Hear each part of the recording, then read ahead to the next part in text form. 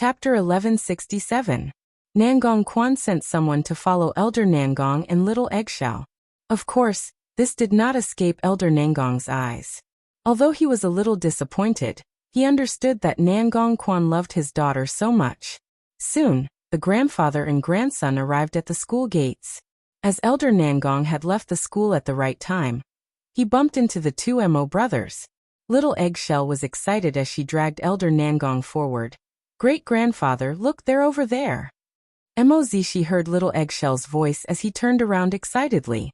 As soon as he saw Little Eggshell dragging an old man over, Mo Zichin was left standing in the same spot. Kevin, look, I brought my great-grandfather here. Little Eggshell said excitedly as she pointed to Elder Nangong. Mo Zishi glanced at Elder Nangong and hurriedly greeted politely, "Hello, grandfather." No wonder Little Eggshell couldn't even think about food or tea because of these two brothers.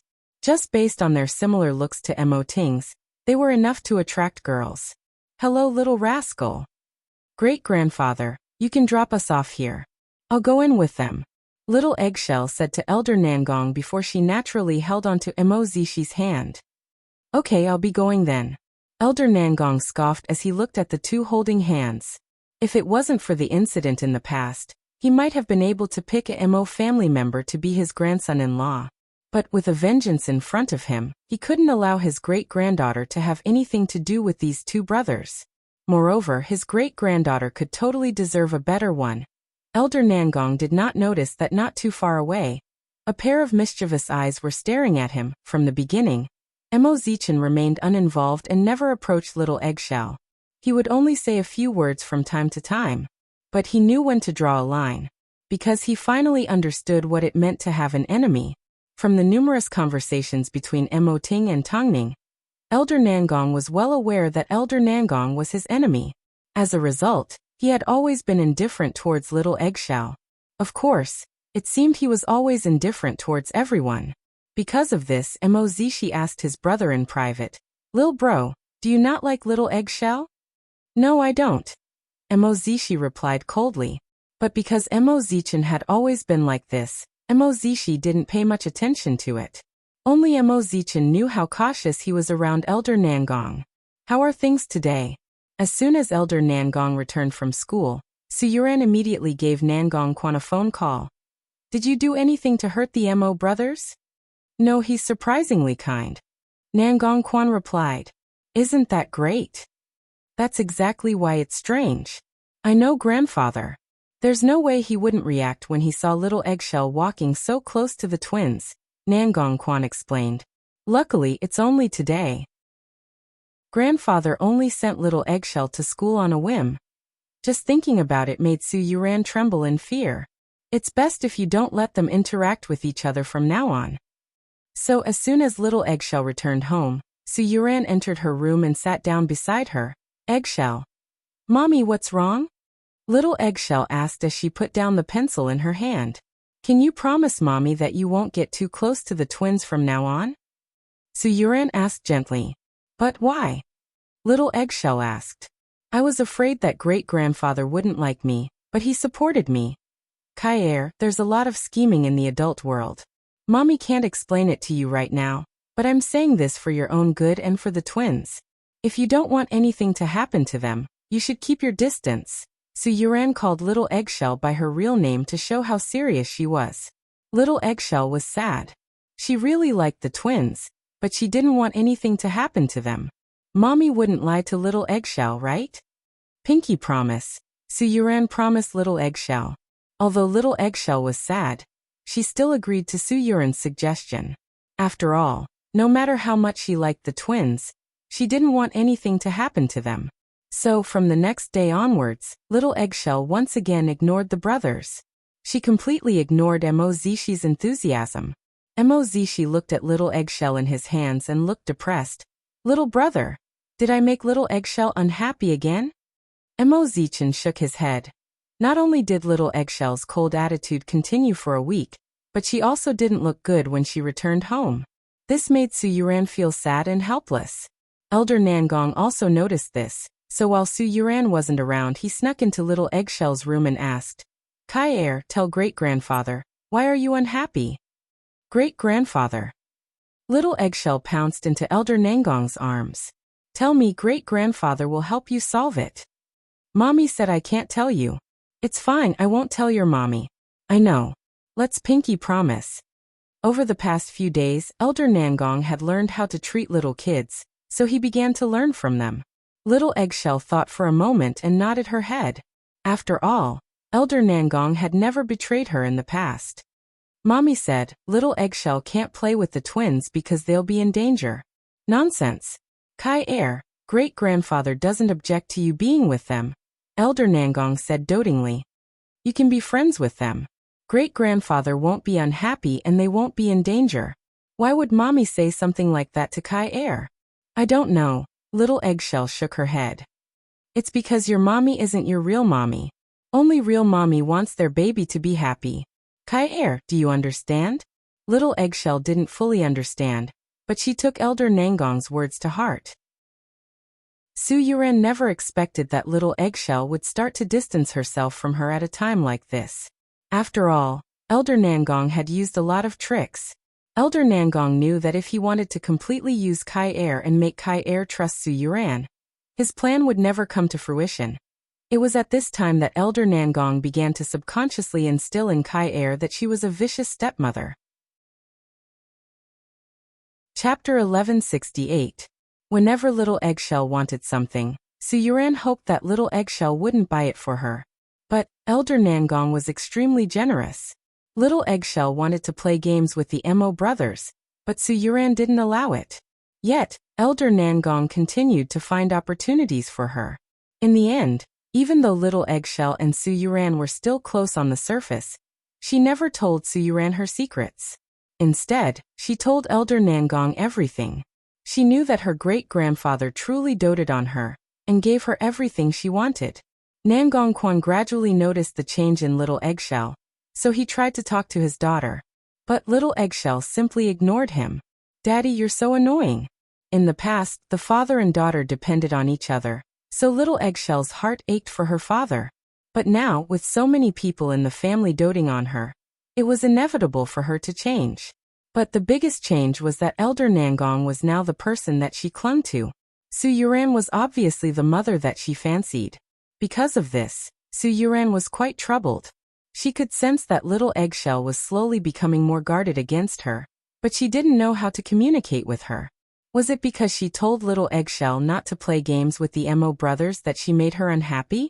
Su Yuran told Nangong Quan.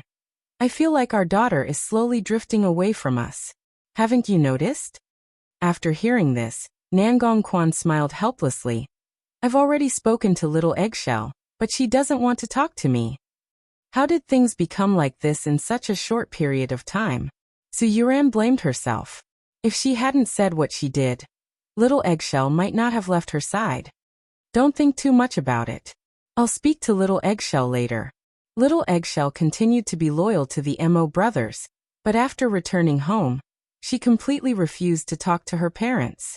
Because of this, Nangong Quan deliberately waited for Little Eggshell to finish school and called her to the study room. Daddy, I still have a lot of homework to do. Stop right there. Who said you could leave? Nangong Quan yelled at Little Eggshell. Nangong Kai, don't you think you've changed a little too much lately? You're not close to Mom or Dad now. Do you treat Mom and Dad as enemies? After hearing this, Little Eggshell turned around and looked at Nangong Quan pitifully. Because Daddy isn't the same Daddy either. You're still so young. What do you know? Did you think I don't know? I actually know everything. Little Eggshell said before she pushed open the door and left. Su Yuran was standing in the doorway. As soon as she saw Little Eggshell, she instinctively grabbed onto her arm. But Little Eggshell ended up biting Su Yuran. It's all your fault. You're the reason my father doesn't like me anymore. Su Yuran was a little confused and anxious. She couldn't understand why Little Eggshell would say something like that. At this time, Nangong Quan ran out and said to Su Yuran, let her go. But, Yuran, my Little Eggshell isn't like this. There are too many people who dote on her now, so she's no longer the Little Eggshell that I'm relying on. After Little Eggshell heard this, she let go of Su Yuran's arm and returned to her room without looking back. At this time, Elder Nangong arrived upstairs and saw the situation. If you have time, give your child more love instead of blaming her. If grandfather hadn't interfered, I'm sure little Eggshell wouldn't have changed so much, Nangong Quan said. Grandfather, little Eggshell is my daughter. She's your great-granddaughter. You can't train my daughter into a chess piece and a tool for your revenge. Just treat it like you're paying me back, Elder Nangong said before he turned to leave. However, Nangong Quan stopped him. Everything else is fine, but not little Eggshell. There's nothing you can do about your own daughter, right? Elder Nangong laughed as he pushed Nangong Quan's arm away. If you have time, go ahead and have a few more children with your granddaughter-in-law. I'll worry about little Eggshell. Nangong Quan grabbed onto Elder Nangong's shirt, but Su Yuran stopped him. Quan, you can't. Elder Nangong laughed as he walked away from the couple. But there was nothing Nangong Quan could do. I let the wolf into the house. If I knew this day would come, I wouldn't have let him enter this home even if I had to die. Forget it. Let's think of another way. Little Eggshell didn't trust her parents, but they couldn't force her to be locked up. Not only that, but little Eggshell had also evolved to cry and throw a tantrum whenever Elder Nangong saw Su Yuran on the way to school. As this continued to happen, the Mo family's little prodigy, Mo Zichen, began to grow suspicious. After all, Nangong Quan was visiting more and more often, and was constantly staring at him and Mo Zishi. Mo Zichen was naturally cautious, so he told Tongning about this. Now, Tongning couldn't allow her son to have too much contact with little Eggshell. After all, Elder Nangong was a ticking time bomb. Mo Zishi was passionate and cheerful like a child. But Mo Zichen was different. Because of this, Tongning specifically instructed Mo Zichen. Zichen, although mommy doesn't dislike little Eggshell, I won't allow anything that threatens your safety to exist. So you need to keep an eye on your brother at all times. Don't let him have too much contact with little Eggshell, okay? Mo Zichen nodded his head. It was like he understood everything the adults said. That's good. Because of this, Mo Zichen deliberately woke up early to avoid seeing little Eggshell. After class, he deliberately joined in with other children's games and held on to Mo Zishi, so he wouldn't go looking for little Eggshell. Then after school, Mo Zichen deliberately stayed an extra half an hour to learn how to draw from the teacher, so he could avoid seeing little Eggshell. As a result, little Eggshell saw the two brothers less and less. Especially the last time little Eggshell visited the two brothers' classroom with Candy. Mo Zichen chased Mo Zishi away as he walked over to little Eggshell and said, "From now on, don't come looking for me and my brother. You're annoying." Little Eggshell's smile froze on her face, as she held back the urge to cry. Also, none of the pastries you've given me have tasted good. I really don't want to be friends with you. Stay away from me. Not many kids could express themselves as clearly as Mo Zichen. It was completely different from his age. But he did say it in a cold and domineering manner. As a result, little Eggshell left in tears. Chapter 1169. At this time, Mo Zishi happened to see this, so he couldn't help but ask, "Ichin, don't you like little Eggshell?" This was the second time Mo Zishi had asked this question. The first time, Mo Zichen replied that he didn't dislike her. Now that he was caught red-handed, how could he say he didn't dislike her? Mo Zichen nodded his head. It's a little annoying. Although Mo Zishi was a little disappointed, he still stood by his brother's side. Okay, since you don't like her, I don't like her either. Mo Zichen glanced at his brother. He was obviously the younger brother, yet he patted his older brother on the head. He looked at him with a sense of relief. As soon as little Eggshell returned home, she cried her heart out. But she no longer got close to Su Yuran and Nangong Quan. After all, the only person she clung to was Elder Nangong. Su Yuran looked at little Eggshell's red eyes. Even though she was worried and concerned, little Eggshell ignored her. It was obvious how much Elder Nangong had crossed the line. The small family of 4 was forcefully split into 2 factions by Elder Nangong. Unfortunately, little Eggshell was still young, so Su Yuran couldn't explain things to her. Even if she did, she wouldn't believe her. After all, Elder Nangong doted on her and satisfied all her needs. For some reason, Su Yuran suddenly thought of Tongning. Although she didn't think it was right, She didn't want to be stuck in a dilemma any longer. She needed to find a way to win back little Eggshell's heart. Otherwise, it would be too late. So, she told Nangong Quan that she wanted to meet up with Tongning. Although Nangong Quan wanted to say something, he swallowed his words. Go ahead. I'll get someone to take you there. Not only did he have a bad relationship with his daughter, but he was also putting his wife in a dilemma. Nangong Quan never expected that Su Yuran would put so much effort into little Eggshell. So he couldn't allow Elder Nangong to continue spoiling little Eggshell like this.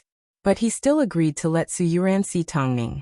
After all, he felt that Tongning was a master at comforting people. There were some things that a woman wouldn't say in front of a man. But when it came to another woman, a woman had endless complaints that needed to be vented. Afterwards, Nangong Quan gave his assistant a phone call. Pick Kai Er from school right now. But we're in class right now. Take some time off, Nangong Quan said. If he was late, Elder Nangong would pick him up again. Yes, President. The assistant immediately got to work. In reality, Tongning never expected that Su Yuran would one day ask her out again. Although, from her perspective, she could completely ignore Su Yuran. Since she was already at her doorstep, there was no reason for her to ignore her. As soon as she stepped into Hyatt Regency, Su Yuran was a little nervous.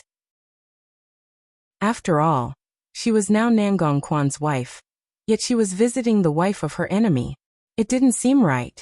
But apart from Tongning, she didn't know who else in the world could help her. Just act like you used to.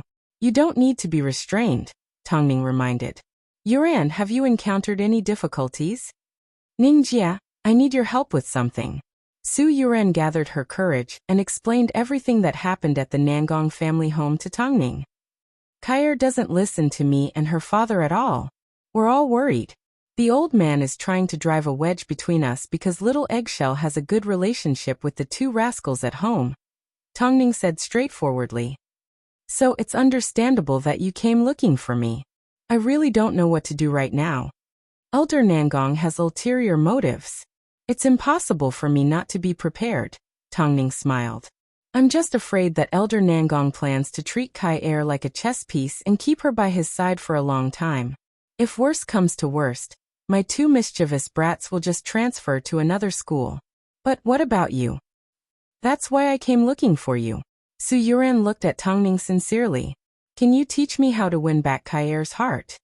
Tongning thought for a moment and smiled. Logically speaking, little Eggshell is a girl, so you should understand how a girl thinks. Elder Nangong may have a lot of tricks up his sleeves, but he can't understand a little girl's heart. If you want to coax a child, there's only one thing you can do. Cater to their interests. Capture little Eggshell's little secret and help her keep it a secret. That way, the two of you will be on the same side. This is the method that Elder Nangong is using to deal with the two of you. From little Eggshell's reaction to the two of you, it's obvious that he's taught her a lot about the two of you. Of course, the most important thing is Nangong Quan. That afternoon, Tongning shared a lot of her parenting experiences with Su Yuran. Combined with her own experiences, Su Yuran learned a lot about interacting with children. Of course, Tongning never imagined that she'd end up being a parenting tutor. But Su Yuran was a person with principles. If she wasn't pushed to the limit, she would never have come looking for her. From this, Tongning could tell that the Nangong family was currently in a mess. As long as Elder Nangong was around, she shouldn't try to smooth things over and allow the Mo brothers to appear at the same school as little Eggshell. Since they weren't fated to be together, they shouldn't step on the dangerous path. If Elder Nangong actually used little Eggshell to harm the twins, it would be too late for regrets. So, Tongning called Mo Zichin over and tucked the little rascal between her legs. Why don't mommy transfer you to another school? How about that? Mo Zichin didn't have any objections, so it was obvious that Mo Zishi cared more. Mo Ting, on the other hand, wanted to finish the preschool period. If he had known this would happen, he wouldn't have allowed them to interact with each other. Meanwhile, after Nangong Quan picked Kaier up, he placed her in his office and let her do her homework on her own. If this was in the past, little Eggshell would definitely sit on Nangong Quan's lap and act coquettishly. But now little Eggshell did not stick to her father. Elder Nangong had told her that her father and mother were going to have another little brother. When that time came, he wouldn't dote on her anymore. Only her great-grandfather would. Seeing this, Nangong Quan put down his documents and waved at Little Eggshell. Little Eggshell, come here. Little Eggshell thought for a moment before she ran into her father's arms and sat on his lap. Can you tell me why you don't want to get close to me recently? Great-grandfather said that you and mommy are going to have a little brother, and that you won't care about Little Eggshell anymore. Great-grandfather just told you that, and you believe him? Little Eggshell, you've lived with Daddy for 5 years. When has Daddy ever mistreated you? Daddy dotes on you so much, yet you only trust him. How can Daddy not be sad? Chapter 1170. Sorry, Daddy. Little Eggshell lowered her head guiltily. Daddy doesn't need your apology. Daddy wants you to tell me. Why do you trust great-grandfather so much? Daddy, I'm hungry. Little Eggshell suddenly changed the subject. Nangong Quan did not allow Little Eggshell to change the subject. Instead, he said, Kai Er, let Daddy make things clear to you today. If you continue to be with great-grandfather, then you don't want Daddy anymore. Other kids don't have to worry about this because their grandfathers are loving, but your great-grandfather isn't. Daddy great-grandfather is very kind. Little Eggshell immediately spoke up for Elder Nangong. Fine. If you want to choose great-grandfather, then go live with him. From now on, Daddy won't have Kai Er anymore. To protect you, there are some things that Daddy can't tell you. For your own good, there are some things that I can't let you do. But if you think that great-grandfather treats you better, then you can go with him. As soon as Little Eggshell heard this, her eyes turned red. Daddy, you don't want Eggshell anymore. Eggshell doesn't want Daddy anymore. How much does Mommy worry about you every day? Yet you don't appreciate it and you still treat Mommy with such an attitude. Kai Er, you should have known right from wrong a long time ago, but you're not like this now. You've disappointed Daddy. Nangong Quan was very gentle and considerate as he said a lot to Little Eggshell. Daddy won't blame you for choosing great-grandfather. But I'm sure I'll be sad for a long time that my own daughter doesn't trust me. Daddy, I don't want to be separated from you. I don't want to. But you don't trust Daddy. You don't trust Daddy anymore. Little Eggshell began to cry and sob. Nangong Quan did not force her. Instead, he waited for her to stop crying before he allowed her to explain everything, including how much Elder Nangong had instilled in her during this period of time. He also told her that a stepmother wasn't as good as a real mother. After hearing this, Nangong Quan did not say a word, but his heart was in turmoil. Afterwards, Little Eggshell fell asleep on Nangong Quan's lap. When he finished work, he carried her home. But as soon as he entered the living room, he saw Elder Nangong waiting for him. Seeing that he was carrying Little Eggshell, she immediately said, Let me carry her. I know how to take care of my own daughter. Nangong Quan rejected firmly. But now Kyer likes to stick to me. That was yesterday. Nangong Quan said coldly, Grandfather, since things have already gotten to this point, let me make things clear. Stop trying to drive a wedge between me and Kai Er. Kai Er is my daughter, so don't even think about using her as a chess piece. You'll have to step over my dead body first. Interesting. The old man chuckled. Nangong Quan ignored him as he carried Little Eggshell back to her room and placed her on the bed. But at this time Little Eggshell suddenly sat up and hugged Nangong Quan. Daddy, I woke up on the way here. I heard everything you and great-grandfather said. Although I still don't understand what a chess piece is, I know it's definitely not a good thing. Daddy, I'm sorry. Stay away from great-grandpa in the future. Do you hear me? Okay. Go to sleep. Nangong Quan laid his daughter down and waited for her to fall asleep before he left the room. However, Elder Nangong was still sitting in the living room. Looking at his back, he looked lonely and cold. This was what it meant to be pitiful. There was bound to be something hateful about him. When they thought about the things that he did and the words that he said, it was impossible for anyone to sympathize with him.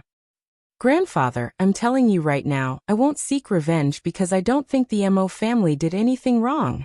I'll say it again, this is the last time I'm going to tolerate you. If you continue to hurt my family, then don't blame me for being unfilial. I am not your family. Yes, you are my family. Since you are my family, why did you hurt my wife and daughter? Nangong Quan asked. If you want revenge, go ahead. If you want to find a chess piece, there are plenty of others out there. But don't touch my family. You didn't even let go of a 5-year-old girl, let alone your own granddaughter. Elder Nangong did not respond. After all, ever since he returned to the Nangong family, he did not feel like he had received any respect. Even in this family, Nangong Quan was constantly on guard against him. Since they were incompatible, why should he force it? From now on, we are simply partners. Don't go overboard no matter what I do. After saying this, Elder Nangong turned and left the Nangong family home. Although Nangong Quan's heart ached, there was nothing he could do. From afar, Su Yuran could hear the two arguing. In order not to cause any more trouble, she hid in the doorway and waited for the old man to leave before entering the house. Don't be angry. Nangong Quan took the opportunity to hug Su Yuran and apologized.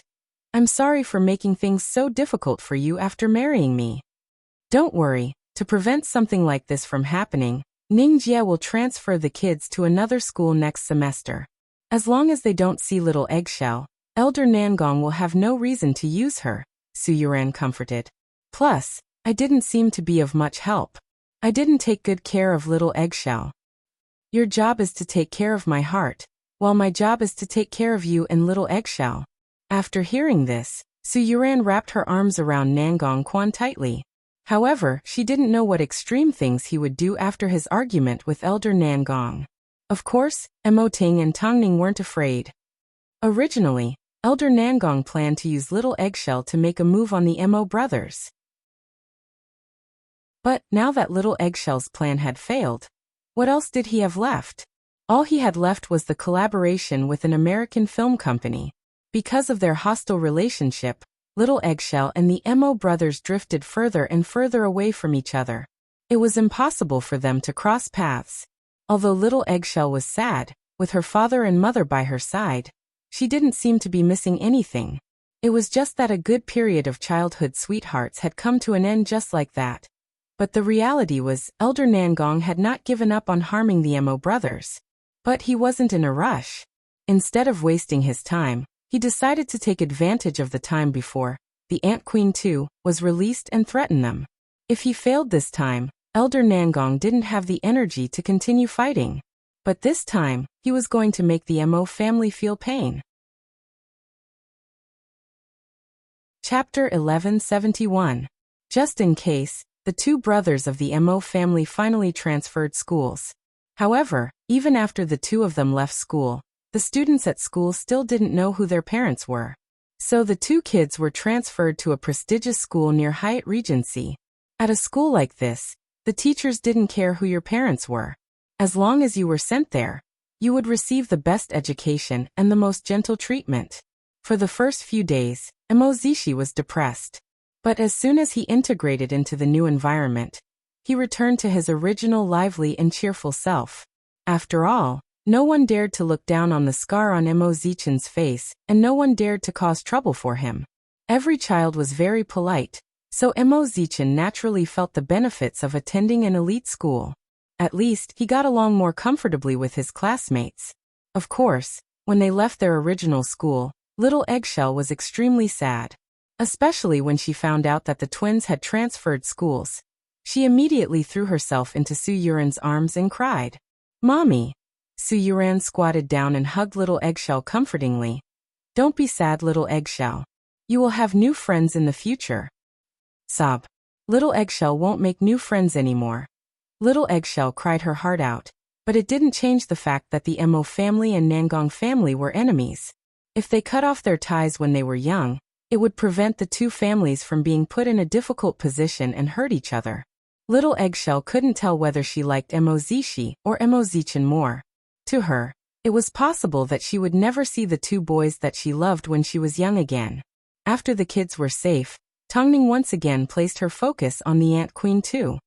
She had strict expectations for every aspect of the film. In terms of effort, she didn't lose out to the Ant Queen at all. Meanwhile, after Elder Nangong and Nangong Quan had a falling out, apart from work, the grandfather and grandson no longer spoke to each other in private. They also didn't see each other again. As Springfall's most important film, Nangong Quan was in charge of filming Parasite. Meanwhile, Elder Nangong was in charge of the subsequent promotions and resource negotiations. Firstly, Nangong Quan thought Nangong Quan was too honest and might suffer a loss by dealing with the theaters. Secondly, Nangong Quan's meeting with the American film company was a cover. Thanks to Elder Nangong's script, the U.S. ended up investing in a new film called The Mad Dog Crisis. The story was based on parts that Elder Nangong had plagiarized from The Ant Queen and pieced together the story. At the same time, they kept an eye on The Ant Queen 2's progress. That was the only way they could maintain the same pace. The old man is looking forward to this matter very much. He doesn't know how wonderful it will be when it collides with a Hollywood popcorn movie. Most importantly, Parasite was supposed to be released before The Ant Queen 2. After all, according to Nangong Quan's plan, Parasite wasn't meant to compete with Hai Rui. It was meant to boost his own fame. So the old man wasn't happy about the release date of Parasite. The old man emphasized that the film had to be released after The Ant Queen 2. This made the company's top management feel very uncomfortable. After all, the old man couldn't explain why he wanted Parasite to be released after The Ant Queen 2. Why are you doing this? You need to at least give me a reason, Nangong Quan asked during a meeting. During the meeting, Nangong Quan asked his grandfather. According to our current capabilities, there's no need to go head-to-head with Hai Rui. No matter what, we aren't as professional as them, and we can't reach their level of influence. Plus, with the public's recognition of Tongning, shouldn't they wait until The Ant Queen 2 is released before looking at us? What advantage do you think we have over them? There are some things that I can't say right now. Just do as I say. If Parasite doesn't reach our expectations, I will take full responsibility. Nangong Quan held back his anger and stood up from his desk. Sure enough, Grandpa Sheng had moved the battlefield of revenge to the company. Seeing his frustration, his assistant immediately approached him and asked, "President, do you want to speak to the higher-ups?" Nangong Quan waved his hand and refused. "No need." "Then are we just going to let Elder Nangong do as he pleases?" Nangong Quan was displeased that Elder Nangong couldn't separate work from personal matters. But he was more concerned about what the old man couldn't say. Didn't he have 15 minutes of free time? Did he have to scheme against the Mo family all the time just to make him happy? This is the result of everyone's hard work. I understand. Let's wait and see. Nangong Quan instructed coldly. He wanted to win against Mo Ting head-on, but Elder Nangong always thought of using underhanded methods. At this moment, Elder Nangong was filled with regret. Why did he let a wolf into the house? Why did this person have to be his grandfather? Elder Nangong was trying to get revenge by using the hard work of everyone on the line. The more Nangong Quan thought about it, the more he felt that something wasn't right. So he went to look for Elder Nangong, and the two headed to the rooftop. "Give me a reason to reject the film. You need to at least convince me and my staff.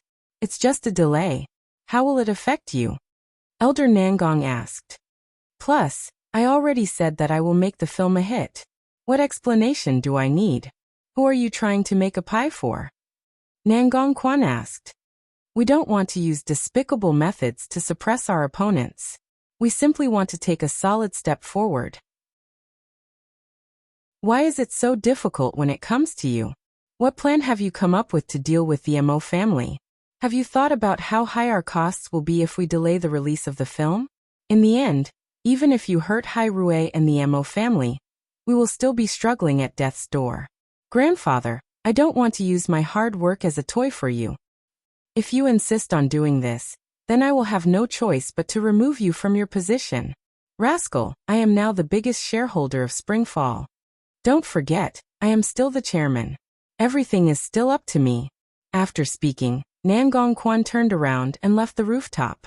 He wasn't going to let his hard work become a tool for Elder Nangong to get revenge. Of course, Elder Nangong's constant obstruction made Elder Nangong feel even worse. Especially as he watched Nangong Quan leave, Elder Nangong couldn't help but wonder, if Nangong Quan didn't exist, would no one have interfered with his revenge? He just needed this one chance. Why didn't Nangong Quan give it to him? After all, this was his grandson. Why couldn't he be considerate? Chapter 1172. At that moment, Nangong Quan did not realize the danger he was in. After all, he still believed that no matter how ruthless Elder Nangong was, he would never hurt his own family, especially not his own grandson. But don't forget, he could even force Chiojin to his death, let alone this grandson he barely had any feelings for. Old man Nangong didn't want to hurt his grandson, but he had to fight for this opportunity. At this time, Mo Ting was aware that Elder Nangong often interacted with the Americans, but he had no idea what they were talking about. On the surface, it looked like it was for the sake of the movie, but no one knew what they were doing behind the scenes. Faced with Lu Che's reports again and again, Tongning had already memorized the contents. So she smiled and said, "President Mo, tell Lu Che to withdraw. Monitoring a person like this is a waste of manpower and energy. He can even create an explosion. For the sake of revenge, what can't he do?" Mo Ting's main concern was her and the children's safety. Since it's for the sake of safety, we should take more protective measures. We can't always follow behind him. Everyone needs to rest, right? Over the years, haven't we gotten used to dealing with each move as it comes? Mo Ting hugged Tongning and did not respond. Seeing this, Tongning subconsciously wanted to pinch Mo Ting's handsome face. When you get serious, you immediately age a few years. Old man Nangong, it's too dangerous. We have to be careful. Mo Ting wasn't going to stop monitoring them, but he wasn't going to be as strict. Okay, I'll listen to you. It's Song Linlin's birthday today. Let's go early so the media won't block us, okay? Tongning understood that Mo Ting liked to plan ahead, so she did not try to persuade him anymore. Instead, she gently changed the subject. Moreover, they had been very busy recently and had neglected to rest. Taking advantage of Song Linlin's birthday, they decided to relax for a night, so they drove to the sea villa that Song Linlin had arranged for them. At this time, friends from the industry had already gathered together. Most of them were artists from Hairue. As soon as they saw Tongning and Mo Ting, they naturally let them have the main seats. It's rare for President Mo to show up. You must have fun with Tongning tonight. Mo Ting didn't like crowded places like this. He would rather spend some alone time with Tongning. But seeing Tongning laughing so happily, he suddenly felt the environment wasn't that important. At Song Linlin's birthday party, she sang Tongning and Mo Ting's theme song, Follow. The current popularity of the song was enough to replace her signature song. Under the soft lighting, everyone shed their celebrity aura and began to sing a warm song. For some reason, Tongning suddenly felt like crying. Hairue had always been a big family. Ever since she joined, it had always been like this. She gave people strength. Tongning, today is my birthday, but it's also the day I've been reborn. I've never known how to thank you. So I only have this cheap life left. From now on, no matter if you want me to climb a mountain of knives or jump into a frying pan, as long as you give me the word, I will immediately rush over without hesitation.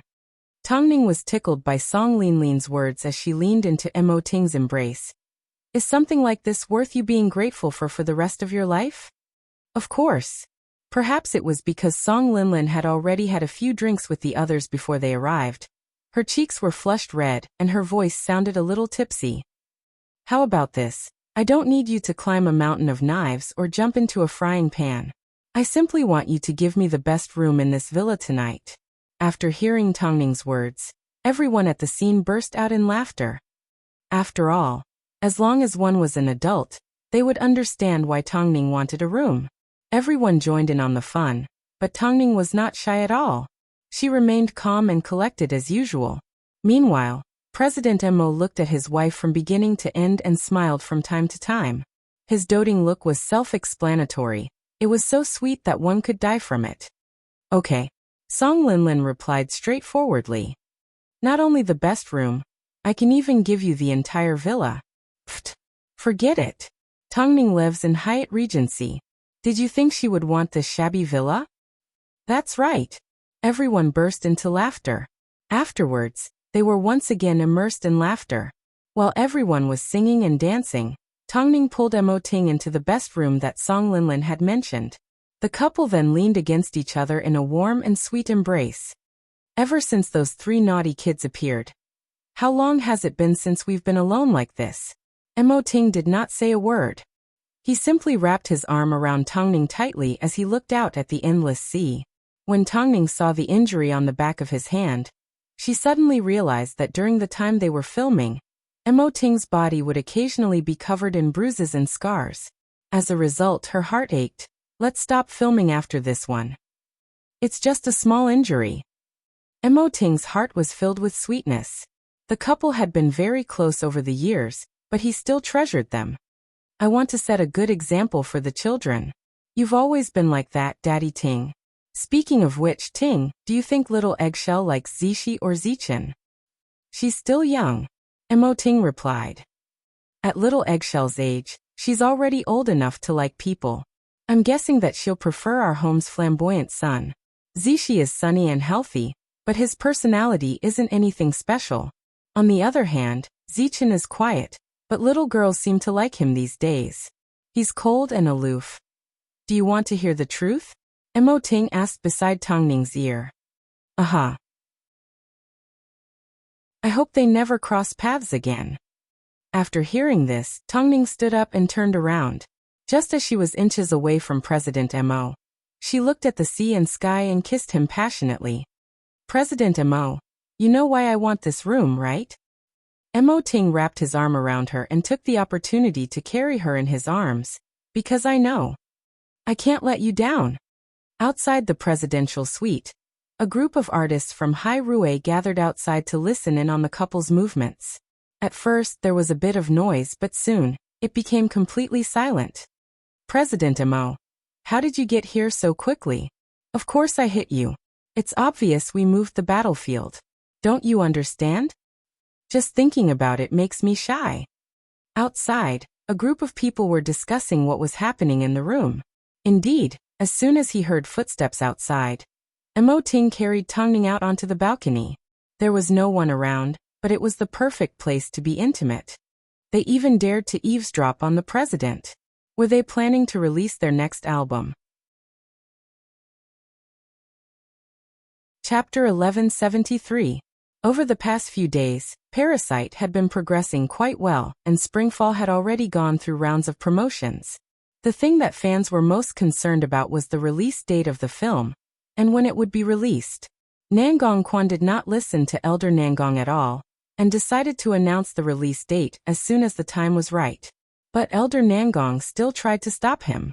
The two of them had always been at odds with each other. Even during the meeting, the two of them had argued many times and eventually parted on bad terms. Therefore, in the company, not many people really respected the old man, because they knew that he had ulterior motives. But Elder Nangong insisted that if he waited a little longer, he could defeat his opponent and make his film a hit. So why not? In the world of business, everyone was deceitful and the winner was always right. So who cared about morality anymore? But the two men were still in the midst of an argument. So, the real reason why Elder Nangong made up his mind was because Nangong Quan did not invite him to attend the new investor conference for Parasite. In other words, he was completely excluded. After Elder Nangong found out, he almost lost his mind. He knew that there was no room for negotiation between him and Nangong Quan. There was no way they could come to an agreement. So, to stop Nangong Quan from announcing the release date, he had no choice but to make a move on his grandson. Because he used to be in the underworld, it was relatively easy for Elder Nangong to find connections. He successfully found a helper and decided to drug Nangong Quan. Today, he was actually going to use the same despicable methods that he used in the underworld on his grandson. Nangong Quan had always been wary of Elder Nangong. But when someone was up to no good, it was impossible to guard against them. Let's make our move tomorrow. I'll let you enter Nangong Quan's office early and arrange for you to escape through the emergency exit, Elder Nangong said to the killer the day before the operation. Are you sure? Are you going to make a move on your own grandson? I'm just putting him to sleep for a while. Once this is over, he'll get better, Elder Nangong replied as he smoked. But this anesthetic can also cause death. Don't worry too much. If I tell you to do it, just do it, Elder Nangong said confidently. In that case, I'm going to make my move. This assassin was not young, so he was very experienced. In this aspect, his actions were fast, accurate, and ruthless. Therefore, as long as he had enough cover, it would be a piece of cake for him to take someone's head. Meanwhile, Elder Nangong's plan was to inject Nangong Quan with a drug to make him fall into a coma. This drug couldn't be bought on the market, so he had to go through a special channel. That night, Nangong Quan acted as usual. After coaxing little Eggshell to sleep, he returned to his room and cuddled with Su Yuran. The next morning, he successfully entered his office to deal with some documents. But to his surprise, someone suddenly appeared behind him. Before he could react, a needle was inserted into his neck. A few seconds later, he lost consciousness. The murderer had been waiting in the office for a few hours. How could they give him a chance to speak? Not long after Nangong Quan fainted, he was discovered by his assistant and sent to the hospital. After an examination at the hospital, they found out that Nangong Quan had been poisoned. But they couldn't find the cause of the poison. Plus, the poison had already invaded his brain, so he needed some time to recover. The specific situation could only be determined through testing. The assistant was so anxious that he immediately called Su Yuran. As soon as Su Yuran heard the news, she was dumbfounded as she drove straight to the hospital. Not long after, the media somehow found out that Nangong Quan had fallen seriously ill and was in a coma. Only Elder Nangong and Su Yuran knew why Nangong Quan was in this state. As she paced back and forth outside the emergency room, Su Yuran was both anxious and angry. She never expected that someone would use such despicable methods in this day and age. Especially since this person was her husband's grandfather. She had never been in the underworld, so she didn't know about the underworld. But she was certain that Elder Nangong had something to do with this. But at this time, Elder Nangong arrived at the hospital with the other higher-ups to visit Nangong Quan. Su Yuran's eyes turned red as she looked at Elder Nangong angrily. Is this your motive, grandfather? Yuran, what happened to Quan Air? What did the doctor say? He's putting on a good show, Su Yuran humphed. Shouldn't he be asking you what happened to Quan Air, grandfather? Yuran, I'm Nangong Quan's grandfather. Are you suspecting me of harming my own grandson? Didn't you? Of course not. Elder Nangong denied. He's my only grandson. Su Yuran sneered and did not say another word. After quite some time, she finally said to the old man, if revenge is the only way to make you give up and give everyone peace, then go ahead and get your revenge. Go look for the Mo family. I don't know what you want, but no matter what you want, as long as Quan Air is standing in your way, I'll agree to it. Madam. Nangong Quan's assistant immediately tried to stop her, but Su Yuran cut him off. If grandfather doesn't get what he wants, he will hurt someone else. It could be you. Or it could be me. After hearing this, the assistant obediently kept his mouth shut. Grandfather, please give us a way out. Our family doesn't want revenge, and we don't want to be dragged into this mess. Take whatever you want. Nangong Quan was told to the public that he was seriously ill. But everyone knew what was actually going on. Elder Nangong naturally became the acting CEO. After all, Su Yuran had already said that she would give him whatever he wanted. Plus, as the biggest shareholder of Springfall, he naturally had to step up and take charge of Nangong Quan's illness. However, after school that day, little Eggshell did not see her father as she wished. Instead, she was taken to the hospital. Mommy, what's wrong with Daddy? Has he caught a cold? Su Yuran had always been strong, but as soon as she heard little Eggshell's question, she couldn't help but hug her and burst into tears. Mommy, what's wrong with Mommy? If only I was a little more alert, if only I was a little more careful, if only I could. Mommy, what's wrong? Little Eggshell was frightened and anxious because Su Yuran did not say a word. She simply continued to cry. After Su Yuran stopped crying, she realized that she was in front of her child. So she wiped her tears away and said to little Eggshell, Daddy is sick and hasn't woken up yet. Little Eggshell, you need to be good, okay? Chapter 1174. What's wrong with Daddy? Little Eggshell asked curiously. She wanted to know what was wrong with Nangong Quan, and what kind of poison he had been poisoned with. In the end, the doctor gave the patient the results of his examination and notified the patient's family. We examined the patient for quite some time before we found the source of the poison. The needle is in his neck, so he must have been attacked. And according to the test results of the poison in his body, this drug is called Longma powder. It is a new drug used to paralyze the nerves in the brain. Criminals often use this kind of thing to achieve their goals. Moreover, this is an improved version. Although we've tried our best to remove it, the drug still managed to invade his brain. He may end up in a coma for a long time. It's hard to say when he'll wake up, so you should be prepared. Plus, we can't rule out the possibility of other complications from his coma.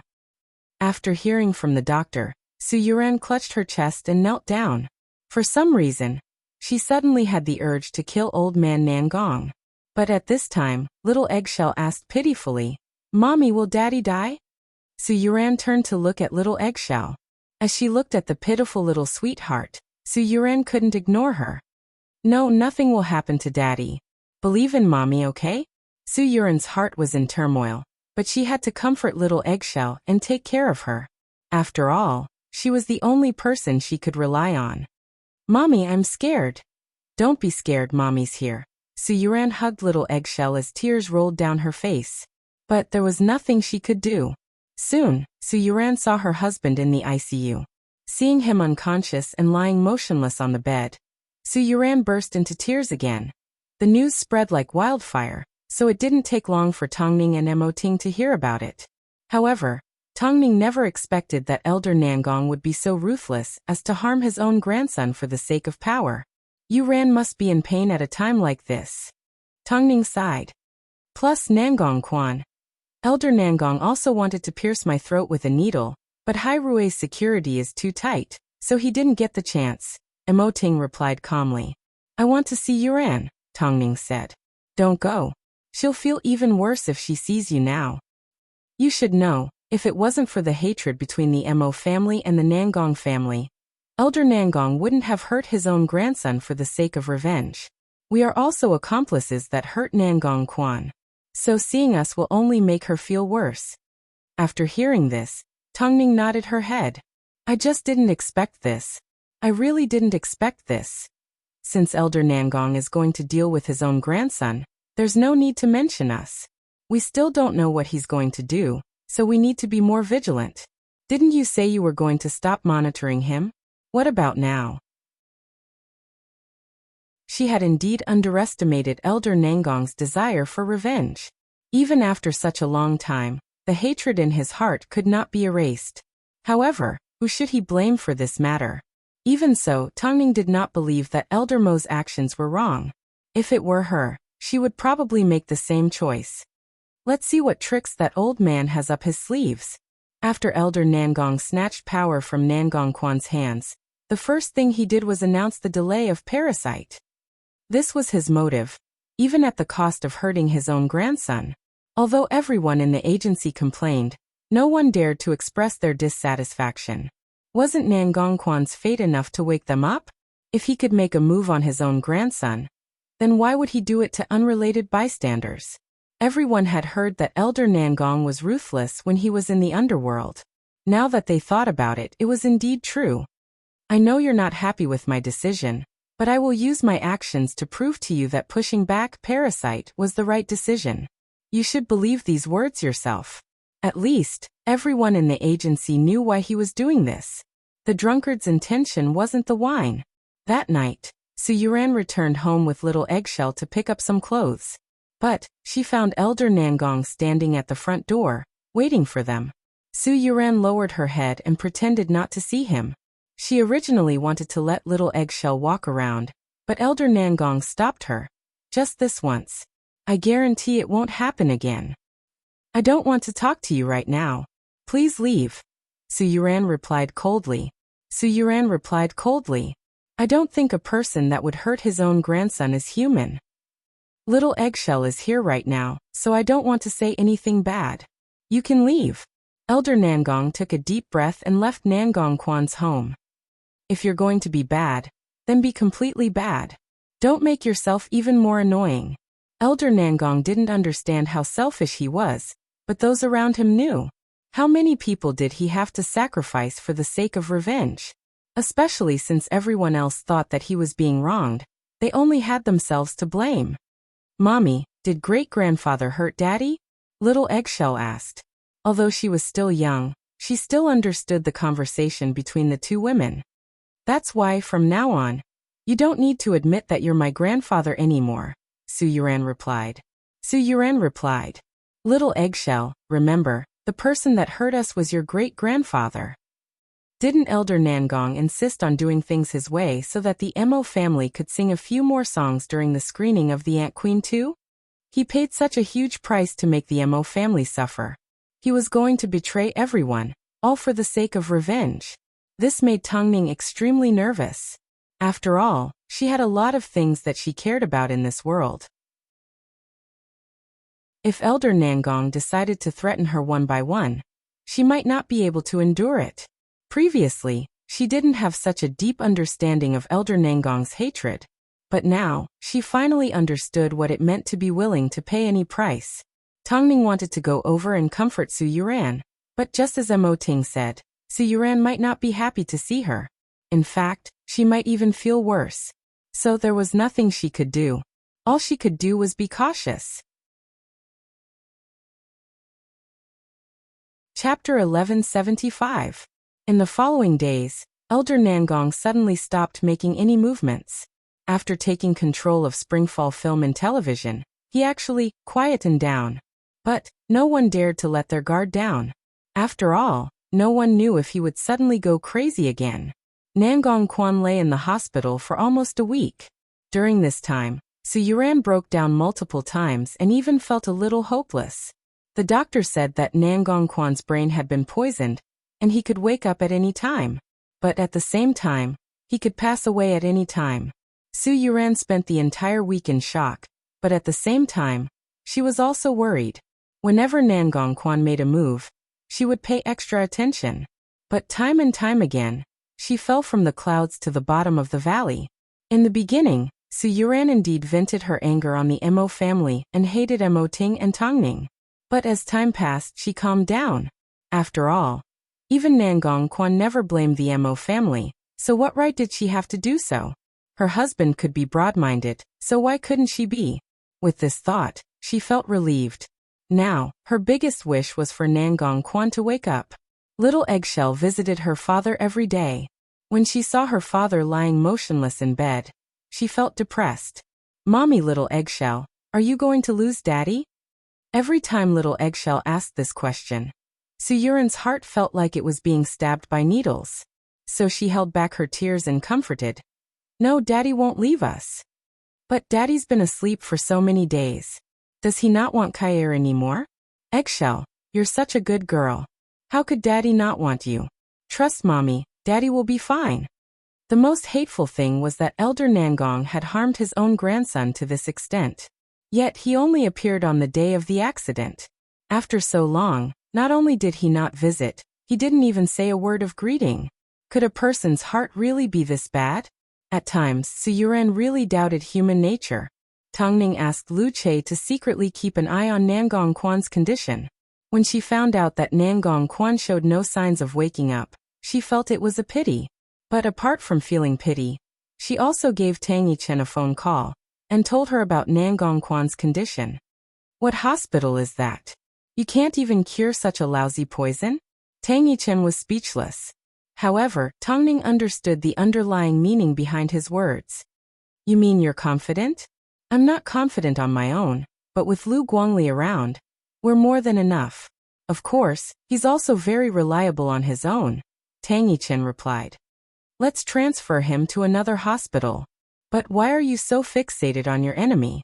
Nangong Quan is innocent. Tongning's voice was a little deep. He is an open and honest person. He is a good role model for a big brother. All right then, find a way to transfer him to the military hospital. After speaking to Tang Yichen, Tongning explained the situation to Mo Ting. After hearing this, President Mo nodded his head. If this was Elder Nangong's doing, he definitely wouldn't want Nangong Quan to wake up. So, if we want to take him away from the hospital, we will need to use some tricks. I understand. Tongning stretched out her arms and hugged her husband. I've never owed anyone anything. But this time, I feel like we owe Nangong Quan. Mo Ting placed his chin on the top of her head and agreed with her. The Mo family owes him. We have always been one.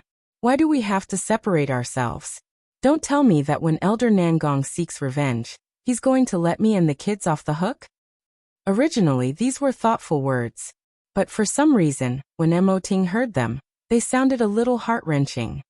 I never thought that I would make you feel so uneasy. Don't say things like that. Whether it's good or bad, we will always be united. Tongning hugged Mo Ting tightly. Hurry and make arrangements. I'm sure Yuran must be worried sick after so many days. For this matter, you will need to work with Su Yuran first. Mo Ting said. Okay, I'll give her a phone call in a moment. Don't worry. The couple worked together to save Nangong Quan from the hospital. Although Su Yuran appeared to be free on the surface, no one knew how many spies Nangong Quan had planted in the hospital. So Tongning carefully gave Su Yuran a phone call. Although at first Su Yuran was hesitant to pick up the phone. Forget it. Su Yuran picked up the phone. Yuran, I have a piece of good news for you. But I need your cooperation. I've already described Nangong Quan's condition to my sister. She told me that as long as Nangong Quan is transferred to the military hospital, she has a 100% chance of waking him up. Really? Su Yuran suddenly felt a glimmer of hope. But it will take some effort to transfer Nangong Quan out of the hospital. You probably don't know that Elder Nangong has spies in the hospital. As long as he can wake up, I'm willing to do anything, Su Yuran replied cautiously. You simply need to tell me what I need to do. Su Yuran replied cautiously in a low voice. Right now, Ting is still making arrangements. Our plan is to bribe Nangong Quan's doctor and pretend that Nangong Quan needs emergency surgery. After he enters the operating theater, we will disguise him as another patient and transfer him to the military hospital. After the surgery is over, we will transfer him back. If Nangong Quan wakes up, you need to temporarily put on an act to ensure his safety. Understood? I understand.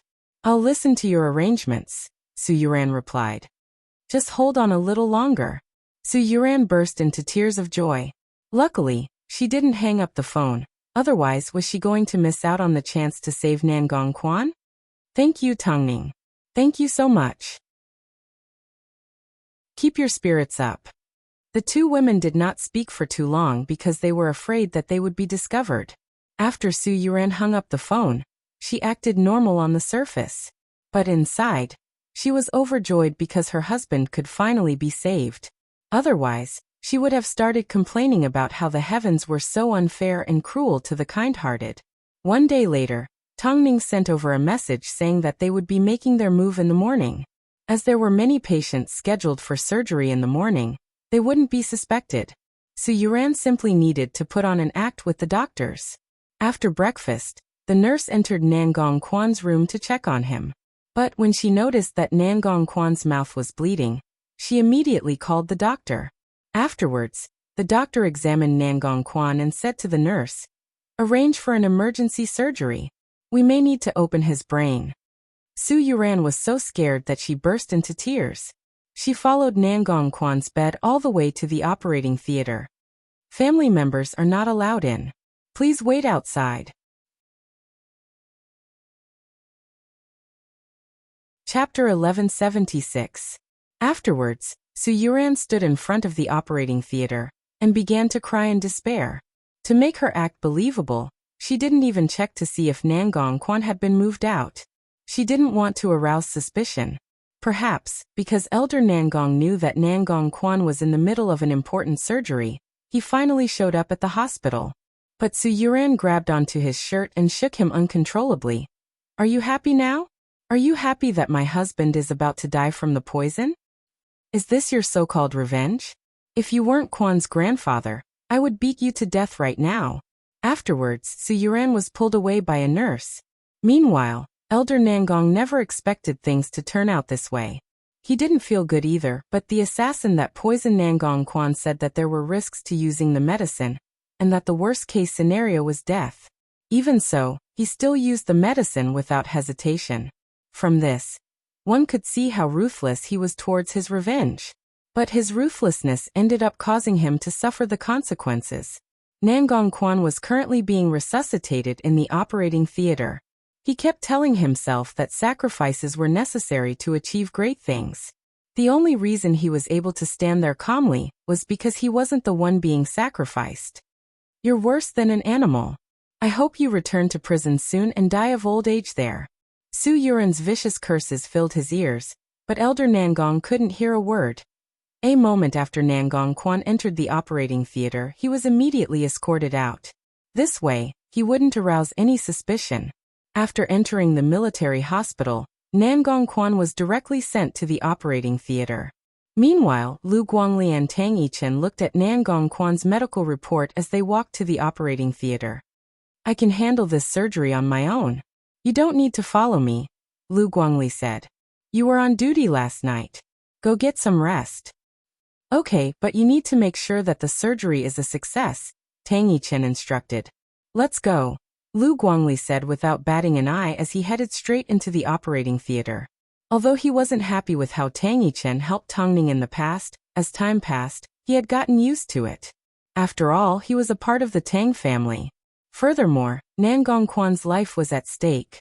If Nangong Quan continued to remain unconscious, even if he woke up in the end, his brain would be damaged. Tang Yichen knew that Lu Guangli would be fine, so she headed to the waiting room to get some rest. But shortly after she laid down, Tongning followed her to the hospital to check on Nangong Quan's condition. You really know how to pick a time to come. I was just about to rest. You sleep, I'll wait outside. Aren't you afraid of the media coming? Tang Yichen led her to the waiting room. Don't worry, Lu Guangli is very familiar with this type of surgery. Don't worry. Of course, I have faith in Dr. Lu's medical skills. I'm just afraid of external factors, Tongning explained. After all, I have an extremely cruel grandfather. Speaking of this, Tang Yichen was immediately reminded of Tang Xian. He used to be a heartless person who could not wait for his family to die. In the hospital, these things have long been a common sight. Tongning did not say a word as she accompanied Tang Yichen to the waiting room. 2 hours later, when the surgery was over, Tang Yichen received a phone call from Lu Guangli. Nangong Quan will wake up in 2 hours. Make arrangements to move him, but be careful on the way back. Thank you for your hard work. You know how to make it up to him tonight, Lu Guangli said before he hung up the phone. Tang Yichen's face turned red as she said to Tongning, you can move him back now. Thank you, sis. Every time something life-threatening happens, I have to trouble you. It's worth it for a celebrity like you to thank me. Don't be silly. If you didn't look for me, who else would you look for? Tang Yichen winked at Tongning. Hurry and move him back. I still need to get some rest. I won't be able to sleep tonight. Tongning did not continue to act coy as she quickly arranged for Nangong Quan to be sent back to the hospital. Elder Nangong never expected Tongning and Su Yuran to pull off such a feint. On the way back, Nangong Quan was transferred right under his nose, but he did not notice. Afterwards, Tongning sent Su Yuran a message. The surgery was a success. He will wake up in 2 hours. Be careful. At this moment, Su Yuran finally let go of the huge rock in her heart. A moment later, the lights in the operating theater turned off, and Nangong Quan's doctor stepped out. He then said to Su Yuran and the others, his life has been saved, but the chances of him waking up are even lower. After hearing this, Su Yuran once again glared at Elder Nangong with hatred. After confirming that Nangong Quan wasn't dead, Elder Nangong turned around and left the hospital. Afterwards, the doctor asked Su Yuran, where did you move him to? Whose medical skills are so good? Lu Guangli. Do you know him? Su Yuran replied. Oh. The doctor looked like he had a sudden realization as he gave Su Yuran a thumbs up. He's a genius doctor, but it's hard to get him to operate on a scalpel. I can't believe you guys managed to get him to do it. That's impressive. She wasn't the impressive one. Tongning was the impressive one. That doctor, my husband, just like Dr. Lu said, he will definitely wake up in 2 hours. Just wait. After hearing this, Su Yuran finally relaxed. For your safety, I've arranged a new room for you guys. You won't be monitored and eavesdropped on. Thank you, doctor. You're welcome. After speaking, the doctor left the operating theater. Someone else would take care of the rest. As a result, Su Yuran became even more cautious. If Elder Nangong found out that Nangong Quan had been cured, he might give him another shot. Su Yuran didn't want to take this risk. Now that Nangong Quan had woken up, she wasn't going to let him go easy on Elder Nangong again. He was a ticking time bomb. If he was allowed to do whatever he wanted, there would only be more people who would be injured. Over the next 2 hours, Su Yuran learned what it meant to be anxious. Especially when she saw Nangong Quan lying motionless in bed. She couldn't help but worry at this time. Nangong Quan suddenly called out in a raspy voice, "Yuran."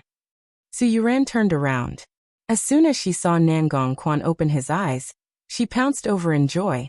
Tongning didn't lie. You're really awake. You're finally awake. Chapter 1177. I think I slept for a long time. Nangong Quan said in a weak voice. Did you know 8 whole days? I almost thought you didn't want me and little eggshell anymore. Su Yuran cried as she lay on Nangong Quan's chest.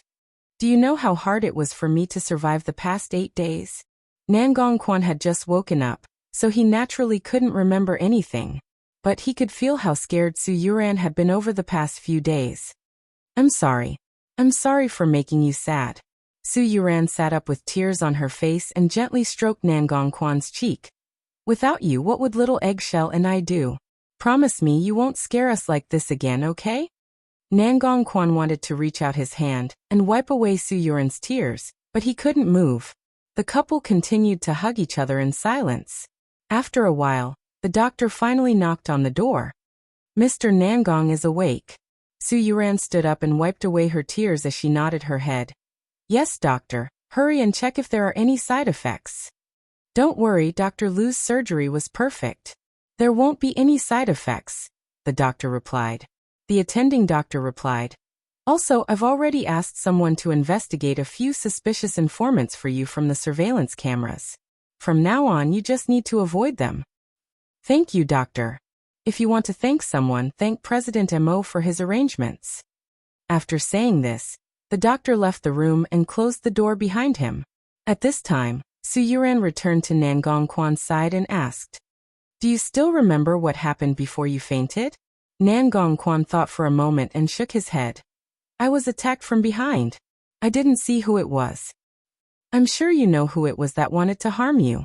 After you fell unconscious, Grandfather immediately took control of Springfall, and I even heard that he delayed the release of Parasite. But that's not important right now. The most important thing is for you to recover. Do you know who saved you this time? It's the Mo family. Su Yuran said as she held onto Nangong Quan's hand. The Mo family are very concerned about your situation. It was all thanks to their help that you were saved. Really, Quan? Tongning wants you to continue pretending to be unconscious to ensure your safety. What do you think? Nangong Quan thought for a moment before he replied to Su Yuran. Call my assistant over. I want to hold a board meeting. But this way Grandpa will know that you have woken up. Don't be afraid, just do as I say. Nangong Quan instructed. Since Elder Nangong was willing to use such a sinister method, what other methods did he have to resort to? Su Yuran gently placed a kiss on the back of Nangong Quan's hand and nodded her head. I understand. I'll immediately make arrangements. So Su Yuran took the opportunity to tell Tongning and Mo Ting that Nangong Quan had woken up. Her gratitude was obvious, but most importantly, she couldn't let Tongning and Mo Ting's efforts go to waste. The couple had saved her husband. She would remember this kindness for the rest of her life. After Tongning found out, she felt a weight lifted off her shoulders. She knew, with this, the guilt she felt towards Mo Ting would lessen and lessen. But most importantly, Elder Nangong's plan did not succeed. Now that Nangong Quan has woken up, what do you think he will do? Tongning asked her husband.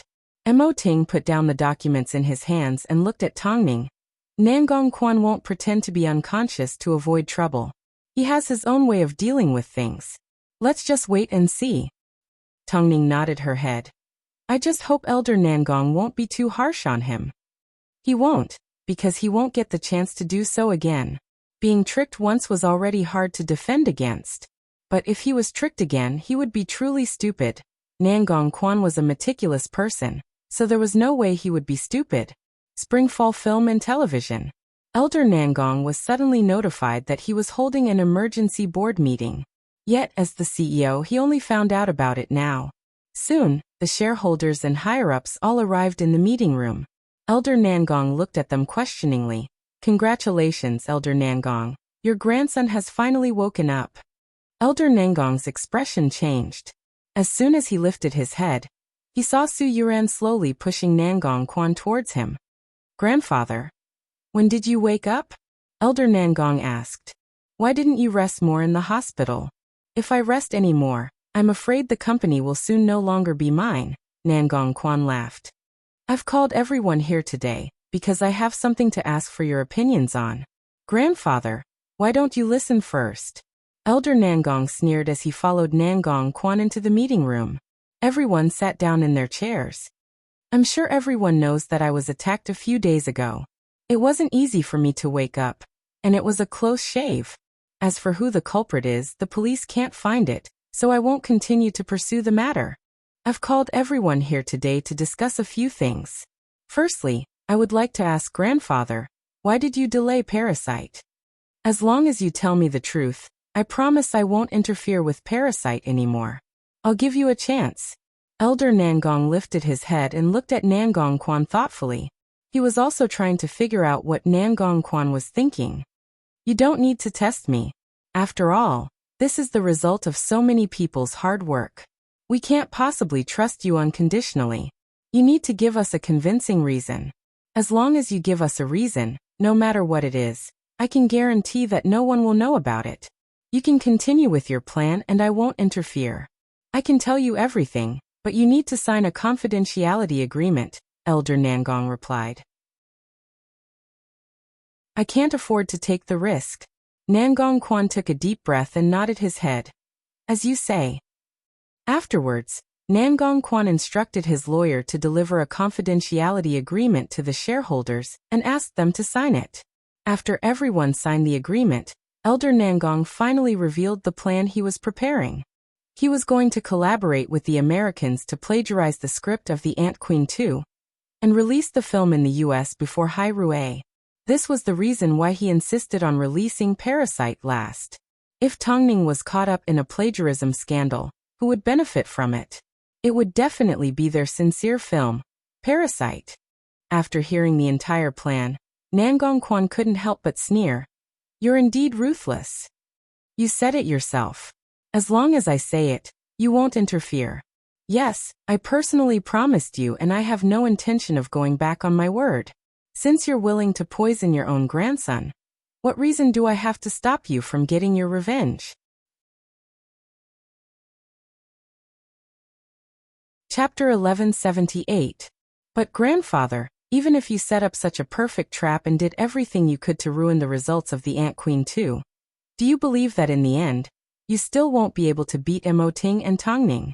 In the end, you still won't be able to beat Mo Ting and Tongning, because they are both very talented people. As long as you don't leak the news, it's fine. Dear shareholders, just wait for the big sales. Elder Nangong said casually. Not everyone was like Nangong Quan, who relied on his own ability to win. After all, shareholders only cared about money. As long as there was money to be made, not only would he keep it a secret, he would even cooperate with them to put on a show. Okay, we've agreed on the first condition. So let's agree on the second condition. If you hurt someone again, what will we say? I won't call the police, but that doesn't mean I don't have any clues. Grandfather, if I tell the police to investigate, you won't be able to escape. If you hurt someone again, I will personally send you back to prison. Nangong Quan swore. Okay, Elder Nangong nodded. Thirdly, if you don't succeed, you can directly withdraw from Springfall. After all, there are so many people who need to support their families. No one wants to be crazy with you. Oh, after making this promise, Nangong Quan was so weak that he was covered in sweat. Su Yuran noticed something was wrong with him, so she quickly asked, "Should we return to the hospital now?" "Okay." Nangong Quan nodded his head.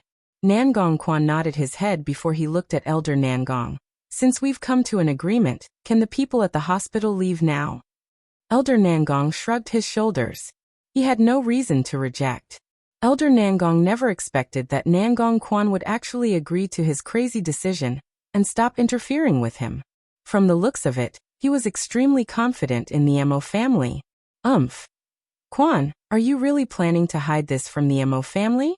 Are you really not going to tell President Mo and Tongning about something this big? After all, they're only... Nangong Quan held onto the back of Su Yuran's hand, gesturing for her to stop talking. Tongning and Mo Ting have been through a lot. In the past, when they were in trouble, they didn't know about it beforehand. So don't worry, no matter what the old man does, no matter how vicious his methods are, he still won't be able to suppress them. You trust them that much? I trust you. Nangong Quan replied confidently. Just wait and see. If I don't give grandfather a chance, if I continue to compete with him, he will continue to do the same thing and hurt more people. Rather than letting that happen, I might as well let him do what he wants to do. I'm sure Mo Ting and Tongning will make sure he gets what he deserves. Although she felt a little sorry for the Mo couple, what Nangong Quan said was the truth. No matter how the others tried to stop him, this stubborn old man would definitely try to hurt the Mo family, even if he had to use the last of his strength. Instead of that, why not put the matter on the table? This way, it would prevent the old man from playing any other tricks. Just like that, Nangong Quan returned to the hospital and prepared to receive treatment. After all, Elder Nangong still had a few more months to recover. So he decided to take this opportunity to recover and secretly investigate the killer that injured him. Back then, the killer had indeed attacked him from behind. But Nangong Quan's computer screen showed the killer's face. Although he couldn't describe it in detail, if he saw it again, he would definitely be able to point it out.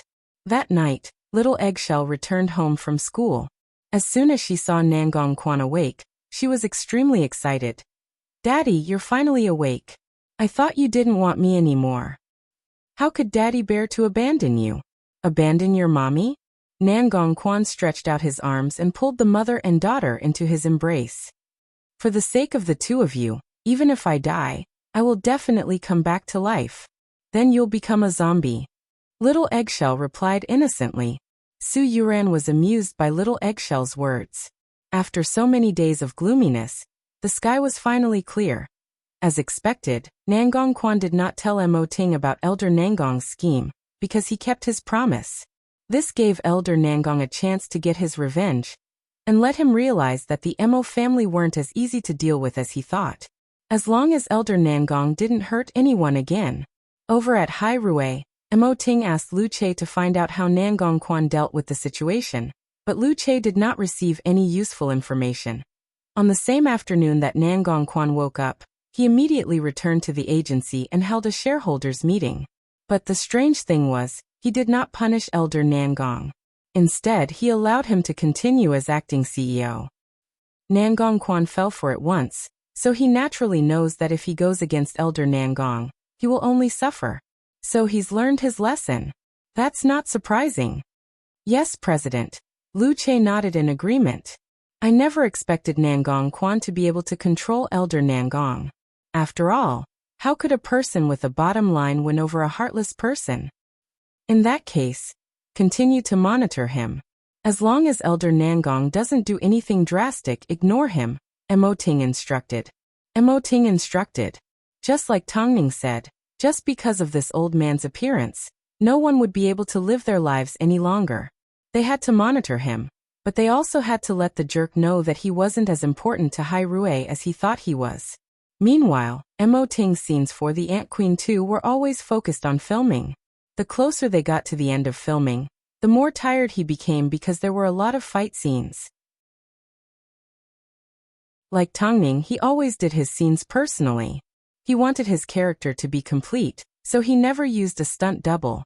Right now, no matter how many tricks Elder Nangong had up his sleeves, he couldn't afford to slow down the progress of the Ant Queen 2. As Hai Rui's main project for next year, Mo Ting and Tong Ning both invested 100% of their energy into the film. Of course, Elder Nangong did not reveal everything at the shareholders' meeting. At least, he did not mention anything about using the Mo family's children. After all, he couldn't bring this up to the table. But he was going to do it. Otherwise, what was the point of making Hai Rui lose? His main target was the Mo family's 2 children. The Mo family had sent him to prison for so many years. How hopeless was his life? How could he possibly make the Mo family lose a little money and treat it as repayment for their debt? The children were the Mo family's hope. Only by destroying their hope would he truly be able to vent his anger. Compared to his ruthless methods, he had spent over 20 years in prison. If he wasn't determined to get his revenge, he wouldn't have survived until now, so he was going to make the Mo family pay him back tenfold. Chapter 1179. On the day that the Ant Queen 2 finished filming, not only were the crew celebrating, but there was also one other person that was extremely excited. This person was Elder Nangong.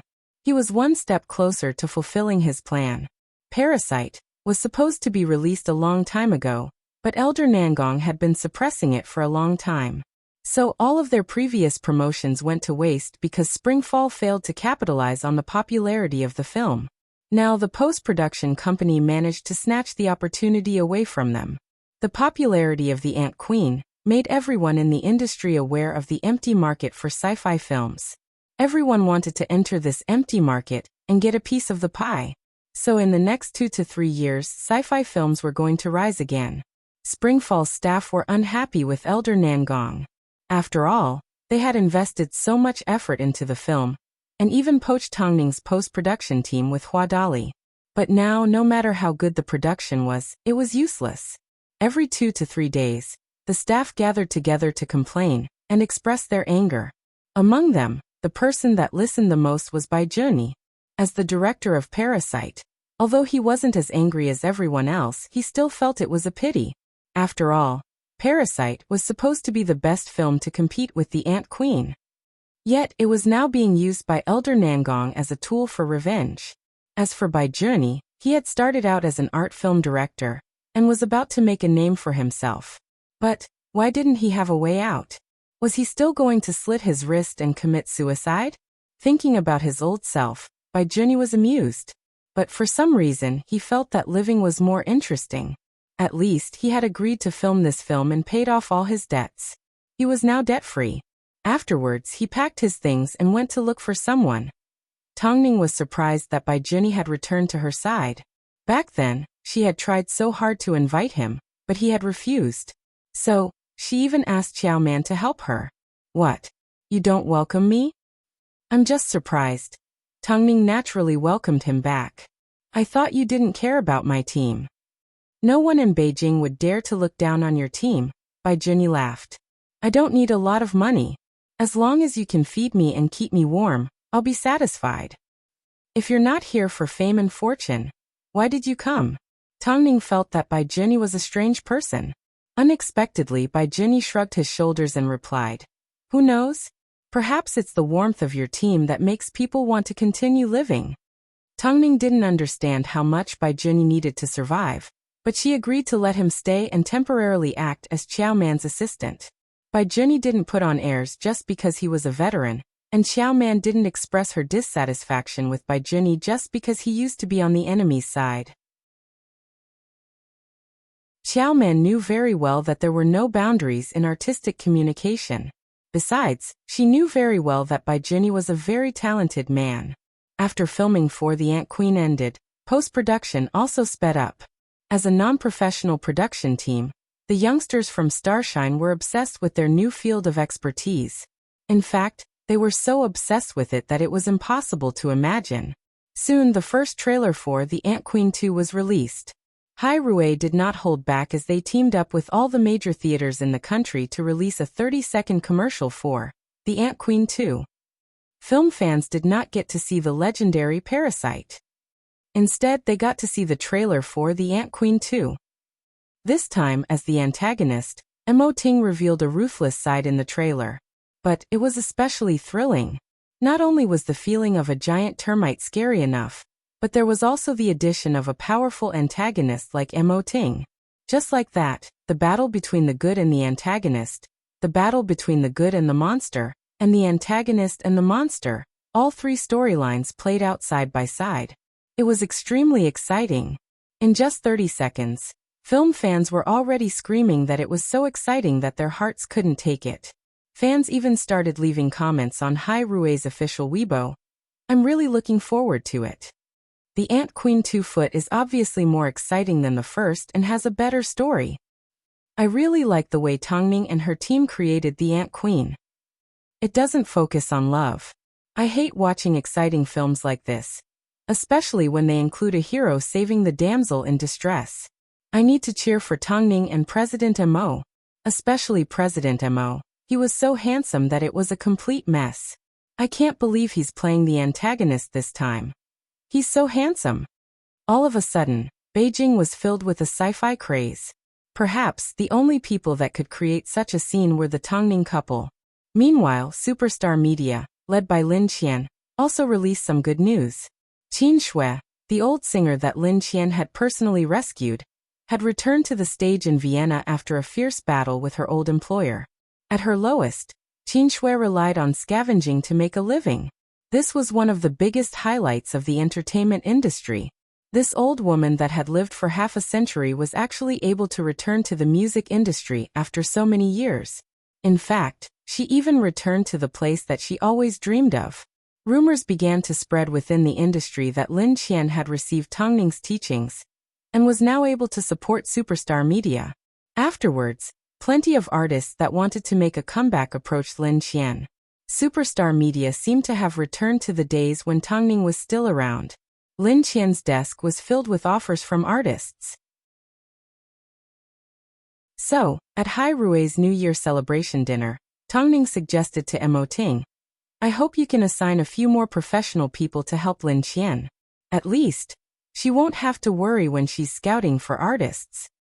Lin Qian has already notified me, but Hai Rui has no intention of getting involved with Superstar Media's management. Lin Qian has her own plans. I never thought that she'd be faster than me. Tongming laughed as she helped her children arrange their clothes. After hearing this, Mo Ting pulled Tongming over and placed her on his lap. The Ant Queen 2 will be released early next year. Why are you in such a rush? Have you forgotten? Elder Nangong has already seen our script. No matter what he plans to do, it's best if we release it earlier. How about this? If we want to catch Elder Nangong off guard, we can pick a festival and release it without any promotions. Are you that confident? Mo Ting asked as he hugged Tongming. You should know that if we don't do any promotions, the film will fail. I have confidence in the film and I have confidence in the fans. Most importantly, I have confidence in the market. If a film isn't good, no amount of promotions will matter. But for a good film, word of mouth is the best form of promotion.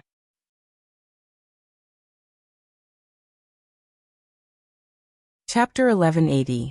After hearing this, Mo Ting pinched Tongming's nose. You sure have a lot of guts. There's nothing I don't dare to think about. Because, that's what I want you to do. Elder Nangong did indeed read a portion of the script and left. But who knows if he has any evil intentions towards it. Lu Che has also found out that Elder Nangong has been in contact with companies in the US. This is the only way for us to ensure the safety of the script. Previously, the script for Stupid had been leaked. At that time, they decided to publish a book to ensure that Stupid didn't have any copyright issues. But this time, the situation was different. So, publishing a book wasn't the best option. What do you think? President Mo? Do you dare to make a bet with me? Mo Ting smiled as he looked at Tongming. If this was in the past, Tongming's suggestion would have been a fantasy, and would have been impossible to pass. But now, Hai Rui's board of directors were extremely lenient towards Tongming because of her capabilities. In fact, the shareholders doted on Tongming more than her husband did. As long as it was Tongming's suggestion, the higher-ups would consider it seriously. In fact, some shareholders even told Mo Ting not to be too harsh on her. Since that's the case, Let's get the agency to come up with a feasible plan tomorrow. We need to ensure that after the film is released, we can use the following promotions. Tongning nodded her head as a smile appeared on her face. She really enjoyed President Mo's trust. The next day, Mo Ting brought up Tongning's suggestion in a meeting. The reason was that the script had been leaked. In order to prevent Elder Nangong from falling into a trap, Tongning decided to play her cards differently. But of course this was a huge risk. Even though everyone had a lot of confidence in the quality of the film, releasing it without any promotions was unheard of. Of course, those films that didn't have the means to release it were excluded. After all, The Ant Queen was going to be one of Hai Rui's most important projects next year. So, everyone was under a lot of pressure. But Mo Ting asked Lu Che to show the higher-up some data. The data from the past 2 years shows that all of Tongning's works have the highest number of views. It's not only The Ant Queen 1, even the earliest work, Stupid, has a shocking amount of views on all the major websites. It's constantly on the top searches. What does this mean? Everyone has already gotten used to treating Tongning's works as classics. In other words, they have acknowledged the quality of her work. So, even though Tongning hasn't released a new work, they continue to flip through her old works. What is this? This is publicity. This is more useful than any publicity. I've already decided that The Ant Queen 2 will be released on the same day as The Ant Queen 1.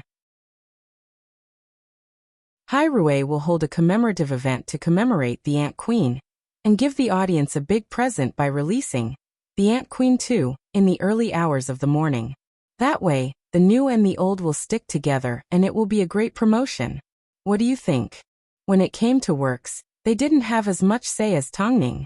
When it came to publicity and PR, they had no say in front of Mo Ting. Since President Mo has already made up his mind, then let's do it this way. If we want the film to be popular, we need to change the way we promote it. That way the industry will be more active, someone agreed. We don't have any objections either. The higher-ups also agreed. Besides, I think this is quite interesting. It's the same as The Ant Queen 1 becoming popular again. The audience will be pleasantly surprised, and the major broadcasting sites will benefit from it. Everyone will be a winner. Since that's the case, then let's do it this way. When the time comes, we will definitely catch our peers off guard. Hai Rui's staff were also looking forward to this publicity method. Plus, without the usual publicity, The Ant Queen 2 would be a huge challenge to everyone's abilities. If the film's quality was too bad, there was no way they could survive. But everyone still trusted in Mo Ting. After all, as the decision-maker, he had never made a wrong decision. Elder Nangong never expected Tongning and Mo Ting to do something like this. He simply thought the couple would follow the usual routine. He paid close attention to Hai Rui's every move because he wanted the Americans to be one step ahead of Hai Rui, but not by too much. Not only did they want to ride on the popularity of The Ant Queen, but they also wanted The Ant Queen 2 to be sued by Hollywood. So he waited. He waited for Mo Ting to make an official announcement. He waited for Mo Ting to confirm the release date. But there was no point in waiting. After all, Hai Rui had no intention of announcing the release date. They sure can keep their composure. Why couldn't they keep their composure? That in itself was a very strange question. The Ant Queen 1 foot was scheduled to be released on December 16th. So, The Ant Queen 2 was scheduled to be released on its second anniversary. Meanwhile, a rumor started to spread within the industry. Rumor had it that Han Yufan had returned to the entertainment industry after a few years, and was planning to rebuild Tianyi Entertainment. If this wasn't related to Tongning, Han Yufan wouldn't have attracted so much attention. But regardless, Tianyi Entertainment was a long time ago for Tongning. It was so long ago that she couldn't even remember the details anymore. After all, the difference between her and Han Yufan's status was like heaven and earth. Hai Rui could destroy a small agency at any time.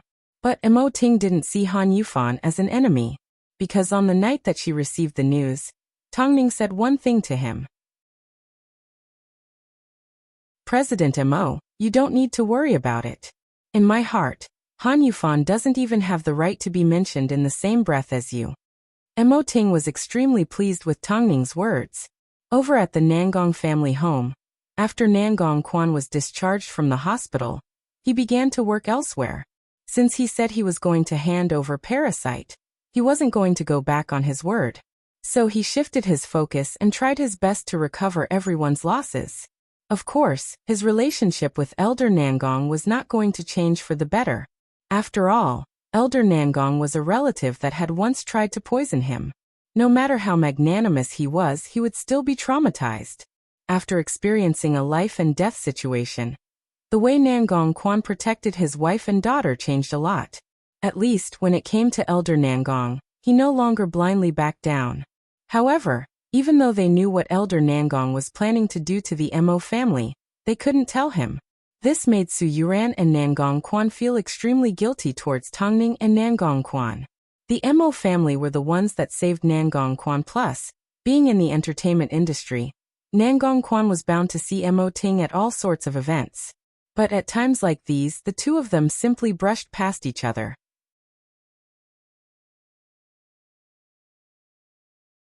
Chapter 1181. Old Master Nangong, who had always been stubborn, didn't feel good about this matter. However, everything he had done had indeed been done for the sake of revenge. Now whenever little Eggshell saw the old man, she would hide in her room in fear. Perhaps it was because the incident last time left a huge shadow in little Eggshell's heart. Plus, she more or less understood why her father almost died, so whenever she saw the old man, she would hide as much as she could. Elder Nangong assumed that he would be lonely for the rest of his life, so he did not make too many requests of little Eggshell and Su Yuran. After all, he simply wanted to give them an explanation for what happened in the past. He never expected to have children and grandchildren around him. He staked everything on one throw just to get an explanation for the 20 years he spent in prison. Was he hateful? There was no doubt about it. So was he pitiful? When she thought about it, he was indeed pitiful. Su Yuran often felt bad for him, but she couldn't get close to him to care about him. She was afraid that if she got close to him, she would simply be used. That night, after Su Yuran had a shower, she entered the study room to find Nangong Quan looking through photos of his parents. If it wasn't for these photos, he would have forgotten what his parents looked like a long time ago. Will grandfather really be happy after he gets his revenge? Even if he succeeds and injures the Mo family, will he really be happy? He no longer cares about whether he'll be happy or not. He only lives for one reason: to make the Mo family suffer. He can't stop, otherwise he'll lose the motivation to continue living. Nangong Quan replied as he wrapped his arm around Su Yuran. Su Yuran's heart ached for Nangong Quan. Even though Elder Nangong almost caused him to be paralyzed, he did not hate anyone. In fact, he even gave Elder Nangong a chance to get his revenge. This man looked tall and dangerous, but his heart was truly kind. Can you tell me all the pain in your heart? Seeing you like this makes my heart ache. Nangong Quan rubbed the back of Su Yuran's waist and smiled. Shouldn't all men be this magnanimous? No, of course not. At least, Mo Ting wouldn't have suffered like this. Tongning wouldn't have let him suffer like this. They were all people who treated him very well. That's enough. Everyone has their own beliefs in life. Let's take your favorite Tongning as an example. She firmly sticks to her beliefs. If people don't offend her, she won't offend them. My belief is not to blame anyone, and always maintain a kind heart. After hearing Nangong Quan's words, Su Yuran suddenly laughed. You're wrong. The person I like the most isn't Tongning, it's you. Also, if anyone bullies you in the future, I can help you beat them up. Don't forget, I'm a retired soldier. Silly. Nangong Quan lowered his head and kissed Su Yuran. The couple then fell asleep in each other's arms. Because of Nangong Quan's generosity, Tongning had always approved of him. This was also the reason why she was willing to help Nangong Quan and Su Yuran. However, the relationship between the two families was really strange. At first there was only hatred, but now there was the grace of saving his life. Little Eggshell's ill-fated relationship with the two brothers didn't even count. Of course, Elder Nangong continued to be lonely, especially when he was waiting for Hai Rui's announcement for The Ant Queen 2 to be released. He spent most of his time shuttling back and forth between the US and Beijing, even though, in the end, he didn't get what he wanted. Over a year had passed, but Hai Rui still hadn't released The Ant Queen 2, and there was no news of it. Tongning focused on the post-production of The Ant Queen 2. Her goal was to make The Ant Queen 2 more exquisite than the models created by Glory. But as the anniversary of The Ant Queen 1 approached, Hai Rui did not do any promotions for it. Instead, they decided to hold a commemorative event for The Ant Queen 2. In fact, they planned to advertise it extensively. Although there was no news of The Ant Queen 2, the commemorative event for The Ant Queen 1 had a lot of rewards. Since it was close to Christmas, fans were still very interested in the event. Above all, Hai Rui also announced that they would be releasing a big surprise on the morning of the 16th. Everyone paid full attention to the commemorative event, but no one expected that it would be related to The Ant Queen 2. As Elder Nangong watched Hai Rui holding a commemorative event for an outdated film, he sneered, "If you're so capable, why don't you release a date for The Ant Queen 2? The Americans were already prepared, but Hai Rui had yet to make a move. Meanwhile, on the other hand, Elder Nangong originally planned to make a move on the Mo family's 2 children during Christmas. But it seemed it would no longer happen. At this time of the year, Beijing was at its coldest. But the cinemas were filled with excitement. This was because Hai Rui was already holding a commemorative event for The Ant Queen 1. So the cinemas were giving out a large number of tickets to receive a big surprise on the night of the 16th. What's the surprise? Have you received a ticket from Hai Rui yet? I'm not sure, but it looks interesting. I never thought that Hai Rui would hold such a big commemorative event for The Ant Queen 1. They're really thoughtful. But I'm more interested in when The Ant Queen 2 will be released. Who cares? Anyway, the 16th is Sunday. We can go and see what the surprise is. Including us. The audience was very interested in Hai Rui's commemorative event. So they all decided to receive a ticket on the night of the 16th to receive their surprise. Perhaps, no one expected that the surprise they received was to watch the premiere of The Ant Queen 2 at the cinema. Of course, the mystery movie tickets weren't limitless. In fact, each theater only had a limited number of tickets. This was just a gimmick arranged by Hai Rui. But if everything went as expected, the mystery movie tickets would definitely work. It was the eve of the premiere, but Tongning was starting to feel nervous. In reality, she wasn't as carefree as she made herself out to be. Are you only starting to worry now? Mo Ting laughed as he looked at her reaction. Shouldn't you be worried about this a long time ago? I know there won't be a problem. I'm just used to being nervous, Tongning complained. But rather than saying she was nervous, it was more accurate to say that she was looking forward to the fans' reactions.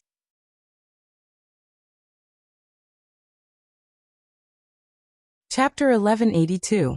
On the 16th, tickets for The Ant Queen were released to the public.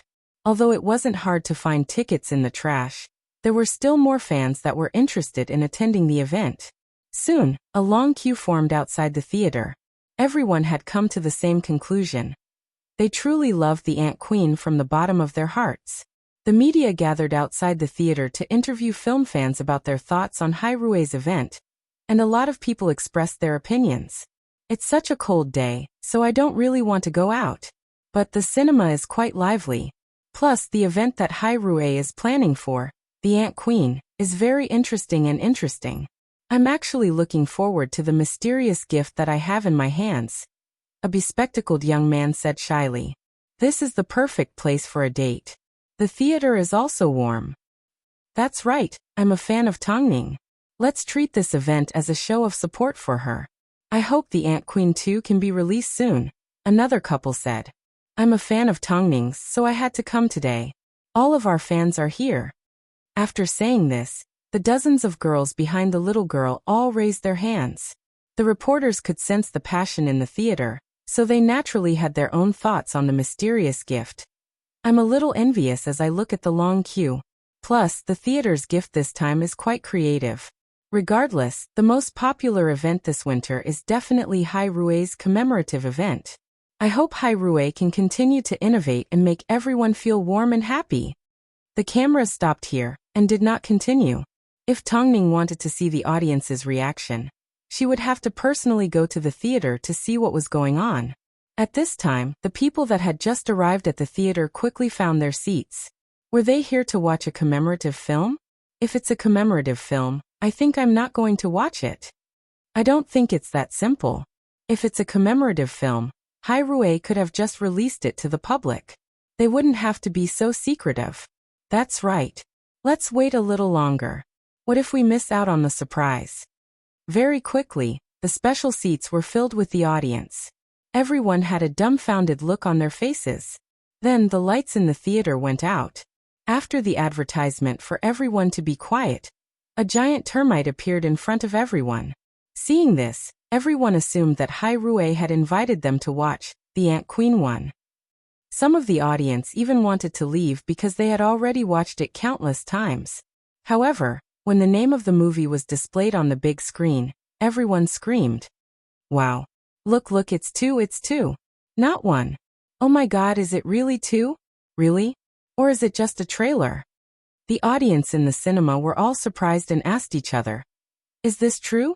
My god, I wasn't prepared at all." Seeing that no one was able to calm down, the projectionist in charge of the screening immediately stopped the film and stepped out to explain, "Welcome everyone. You're not mistaken, the film you're watching right now is Tong Ning's latest film, The Ant Queen 2. As you've all received a mysterious ticket, you're lucky enough to be invited to the first screening of the film. I hope everyone will remain calm and enjoy the film." "Wait, Miss Projectionist, let me calm down. I can't believe this." In the middle of the audience, a young man that loved sci-fi felt like he had hit the jackpot and needed some time to calm down. "Okay, sir. The film will resume in 2 minutes. It's a 2, not a 1. I'm so excited. I'm going to post it on my WeChat moments." Me too. Oh my god, Hyrule sure knows how to create surprises. This is a super jackpot. So, we're the first batch of people to watch this film, right? We're so lucky. The fans expressed their excitement one after another. 2 minutes later, they expressed their own feelings. 2 minutes later, the film officially started. Everyone tried their best to calm down and immerse themselves in the film. After all, it was hard to watch a good sci-fi film. Afterwards, film fans' WeChat moments exploded with comments of disbelief on a cold winter's night. "Are you guys watching The Ant Queen 2? Impossible, how is that possible? You're all acting cool, of course you're watching 1. There's no news about 2 at all." Some of his friends fought bitterly over the film, until he posted a photo of the film online. Only then did he gain the trust of his friends. Afterwards, the young man immediately went to check the movie app and discovered that The Ant Queen 2 had quietly gone online. It was actually screening. "Fuck, I'm not going to sleep. I want to go watch the film, but I can't get tickets. Hyrule, help me. Do you have to book tickets for tomorrow? I'll hurry and book the first screening tomorrow." While Elder Nangong had no idea what was going on, The Ant Queen 2 began screening. To highlight the importance of the event, and to show how valuable the fans that had previously received The Ant Queen tickets, Hyrule told the cinemas that they wouldn't be selling tickets that night. Instead, they would only be able to book tickets for the next day. Meanwhile, many of the fans that had thrown their tickets away found out that they were for The Ant Queen 2. As a result, The Ant Queen 2 actually ran back to the road and rummaged through the rubbish bins. In fact, this was happening all over Beijing. Even the cleaners were surprised by this. Why were the well-dressed young ladies and young masters rummaging through the rubbish bins? All these doubts were because Hyrue's event was actually more effective than the usual promotions. After all, the first batch of people that were watching the film were currently showing off and promoting it like crazy. But the fans that didn't have The Ant Queen 2's tickets could only be envious. As a result, all the cinemas in the country were laughing like crazy. In one night, the advance tickets for The Ant Queen 2 had exploded. No agency could work with Hyrule better than Tong Ning. After all, every time Tong Ning's film was screened, they made a ton of money. That way, even if the weather was cold and they had to stay up late, the staff at the cinemas would be able to keep their spirits up. So was The Ant Queen 2 going to be popular? Was there a need to ask? No one expected Tong Ning and Mo Ting to do something like this. So the next day, while everyone was talking about The Ant Queen 2, Elder Nangong was still in a daze.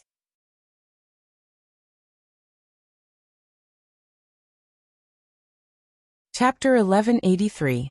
The assistant nervously placed the news on Elder Nangong's desk. "What's this all about?" Elder Nangong asked after reading through the news. Yesterday, Hai Rui held a commemorative event for the Ant Queen and teamed up with all the major cinema chains to come up with a mysterious plan. In the end, the Ant Queen 2 took the opportunity to screen. No one expected the Ant Queen 2 to screen like that. Everyone thinks that Hai Rui's plan is very interesting and successful. I heard that the Ant Queen 2 has already exceeded a few $100 million in the box office. The assistant looked at Elder Nangong from the corner of his eye as he explained. I heard that it's so popular that it's hard to get a ticket. After hearing from his assistant, Elder Nangong stood up and headed straight for Nangong Quan's office. "Nangong Quan, you went back on your word." Nangong Quan was in the middle of meeting with the newcomers. Although he expected that Elder Nangong would come looking for him, he never expected it to be so early. "You guys can leave first." After the artists left, Nangong Quan and Elder Nangong were the only ones left in the office. Elder Nangong's eyes were filled with anger, like he wanted to rip his grandson to shreds. "If I told you that I didn't tell the Mo family anything, you wouldn't believe me, would you?" Nangong Quan laughed. "But grandfather, this is the truth. I didn't reveal anything to the Mo family. Besides, I've already said that even if Mo Ting doesn't know anything, there's nothing you can do to him. Did you think that I would still believe you?" However, Elder Nangong refused to believe that Mo Ting and Tongning had always been on guard. So he was more willing to believe that Nangong Quan had leaked the information, and that Nangong Quan and the others had teamed up to trick him. "It's up to you whether you want to believe me or not. If I wanted to tell them, Hai Rui wouldn't have waited until now to make a move. Since you broke your promise first, don't blame me for breaking my promise. If something happens, you will have to bear the consequences." After speaking, Elder Nangong left Nangong Quan's office, leaving Nangong Quan looking helpless. He never expected that Mo Ting and Tongning would release the Ant Queen 2 without a trace. But what could he do? Elder Nangong refused to believe it. But this was because of Tongning and Mo Ting's sharp senses. He had no choice but to admit defeat. After leaving Nangong Quan's office, Elder Nangong immediately made a phone call to the US. No matter what, the film had to be released in the US by the end of the month. Otherwise, there would be nothing to hold them back and his Christmas plans wouldn't go as smoothly. This couple is really cunning. Even so, his grandson still risked his life to tip off Mo Ting and Tongning. He simply didn't believe that Mo Ting and Tongning were that smart. The Ant Queen 2 was a huge hit not only because of the surprise event last night, but also because fans had been waiting for it for a long time. Plus, Tongning kept her word and the Ant Queen 2 was still above average. In fact, with a new post-production team, many people felt that the scenes looked more wild and wild. It looked more exciting and crazy. This time, another reason why the audience was so excited was because of Mo Ting.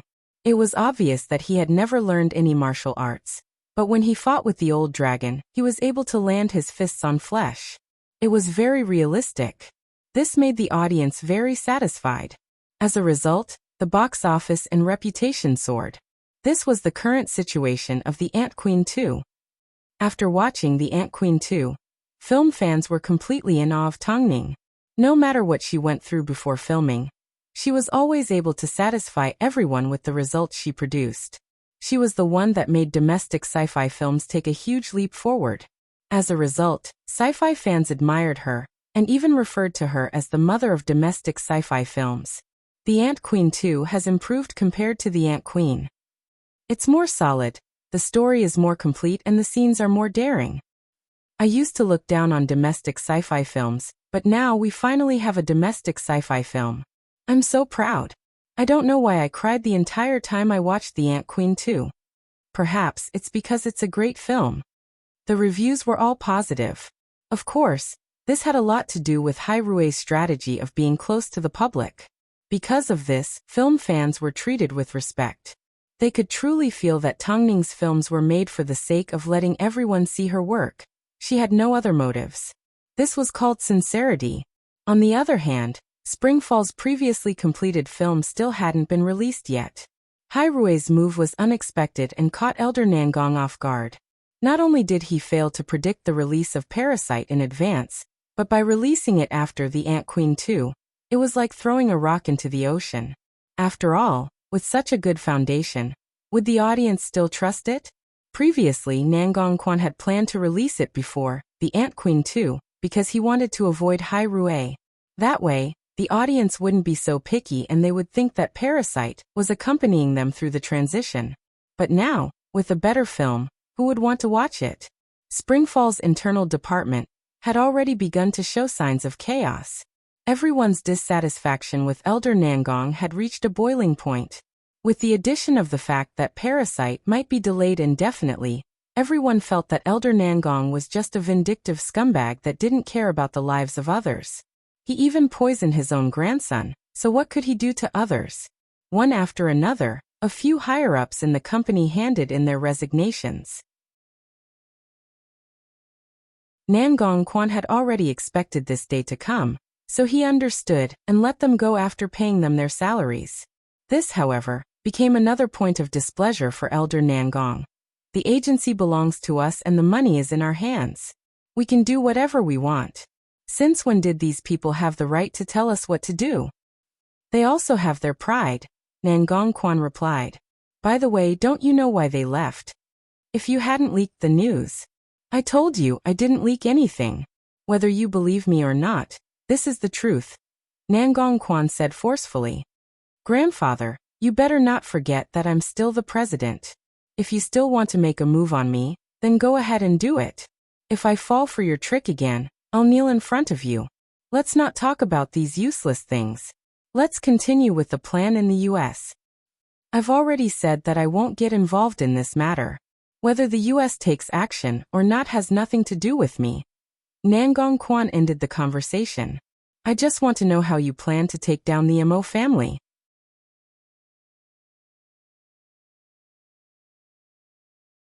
Chapter 1184. If you get involved again, I won't call you my grandson anymore. After giving his warning, Elder Nangong turned and left Nangong Quan's office.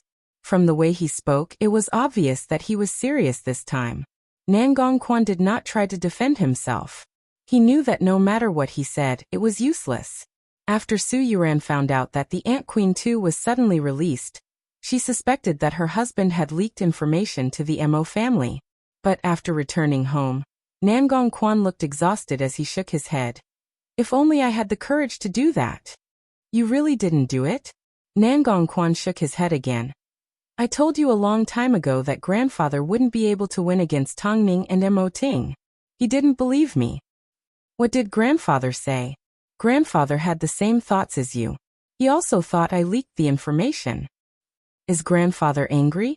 Su Yuran suddenly realized a serious problem. No, little Eggshell said she's playing at a classmate's place today. I'll go pick her up right now. No need. It's not easy for little Eggshell to make friends again. Let her go. Nangong Quan stopped Su Yuran. But, as it turned out, Su Yuran's intuition was correct. Because that night, little Eggshell still did not return home. The two women sat in the living room with their arms crossed. In the end, they gave the classmate's parent a phone call. But the parent replied, I personally escorted little Kai Er to the front door. Didn't she go in? After hearing this, Nangong Quan couldn't help but stand up. Little Eggshell had been taken away from the front door. Quan, what should we do now? Nangong Quan did not say a word as he pulled out his phone and gave Elder Nangong a phone call. His voice was no longer as calm as usual. In fact, it was a little shaky. Give Kai Er back to me. To guarantee that you won't get involved in this matter again, Kai Er will be staying with me for a while. After everything is over, I will naturally return her to you. Are you an animal? You won't even let your own great-granddaughter off the hook. Nangong Quan asked angrily. I told you, this matter has nothing to do with me. It has nothing to do with me. Since you know that Kai Er is my great-granddaughter, I won't mistreat her. That's all. After speaking, Elder Nangong hung up the phone. What did grandfather say? Su Yuran asked. What do I have to do to get little Eggshell back? he said after this is over. Nangong Quan replied helplessly. I seriously suspect that he really is sick. Su Yuran was also angry, but she was also worried. Little Eggshell's only a few years old. Yet she's following such a monster. What if she gets traumatized? Plus, Little Eggshell has been feeling a little cold for the past few days. Can that jerk take care of Kai Air? Seeing how anxious Su Yuran was, Nangong Quan stretched out his arms and hugged her. I'm sorry. I'm sorry. What do you have to be sorry for? Su Yuran cried. Everyone else has wronged you. What do you have to be sorry for? This night, the couple without their daughter by their side was destined to suffer from insomnia. So, in the middle of the night, while Nangong Quan was in his study room, Su Yuran couldn't help but give Tongning a phone call. She had no other choice. At home, she could be Nangong Quan's gentle wife and Little Eggshell's adorable mother. But when faced with a jerk like Elder Nangong, there was nothing she could do. Ningjia, tell me, is there a way to free the father and daughter? Tongning never expected that the Ant Queen 2 had such a story behind its release. More importantly, she never expected that Elder Nangong would think that Nangong Quan had leaked the secret, so she and Mo Ting decided to release the film in this way. If Elder Nangong continues to pressure me, I think I might actually kill someone one day. Don't be silly. The reason why Mo Ting and I decided to release the film in this way was because we personally saw Elder Nangong sneak a peek at the actors' scripts. We were afraid that something unexpected would happen. Ningjia, I've actually leaked his plan to you. Compared to that jerk, I'm more willing to trust the two of you. Please help me save Little Eggshell. After hearing this, Tongning felt a little upset. Yuran, the biggest help I can give you right now is to pretend that you never made this phone call. We won't take any precautions. Otherwise, Little Eggshell may actually be in danger. What else couldn't a person like Elder Nangong do? But we won't run away. We will play along with whatever tricks Elder Nangong wants to play. Don't provoke him any further. Did the two families really have to fight to this extent? What benefit did Elder Nangong get from this? After hanging up the phone call with Su Yuran, Tongning was in a difficult position. Luckily, she and Mo Ting were careful. Otherwise, they would have already fallen into the old man's trap. Meanwhile, Su Yuran did not explain too clearly to the US because she didn't know much about Elder Nangong's plans and methods. Of course, Hai Rui wasn't afraid. It seems, we have no choice but to face them head-on. Otherwise, Elder Nangong will vent his anger on the Nangong couple, and even a 5- or 6-year-old girl. After hearing this, Mo Ting nodded his head. Even if Su Yuran hadn't leaked the secret, we wouldn't have suffered any losses. That old jerk has probably become a psychopath. I'm starting to hate the mess that the old man created in the past. Mo Ting suddenly said. Don't say that. Grandfather never expected things to get to this point. Let's see what tricks Elder Nangong has up his sleeves.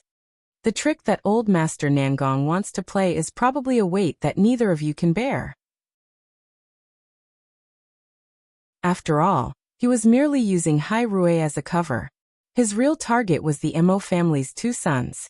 Once Mo Ting and Tongning's attention was diverted, he would naturally have a way to capture the 2 kids. So, even though there was a change in plans, Mad Dog Crisis would still be released in the US.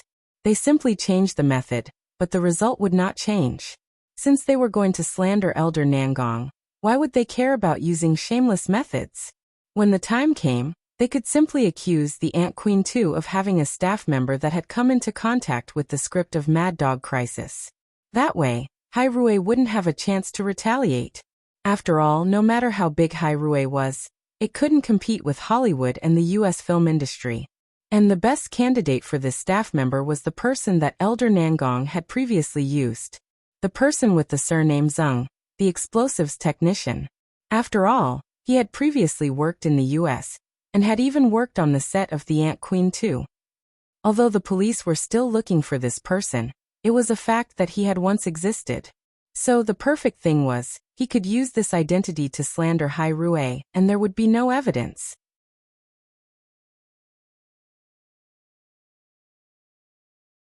Chapter 1185. The old man's viciousness was not something that a normal person could learn. He even held his own great-granddaughter hostage. So for the sake of revenge, what else couldn't he do? So at the end of December, Mad Dog Crisis was released in the US. However, as an established American film company, the release of Mad Dog Crisis did not garner the attention it deserved. It wasn't until the next day, when news of plagiarism broke out, that the American audience started to pay attention to the film. OMG, there's a rumor that our film plagiarized an Asian film? I can't believe it. But the film was indeed released a little earlier than expected. However, I don't think an Asian could write such a good script. Are you kidding me? Which Asian film isn't plagiarized from the West? The person who said this is quite shameless. Just like that, the popularity of the film increased. After all, it involved a clash of cultures between countries. Plus, Hollywood was a place that everyone in the industry flocked to. So, to say that a Hollywood company plagiarized an Asian film? Even if the Westerners were beaten to death, they wouldn't believe it. Because of this rumor, the Americans began to pay attention to Mad Dog Crisis and the Ant Queen too. On one hand, the Americans ridiculed the East's techniques, but on the other hand, they praised their own country's progress. They were indeed shameless.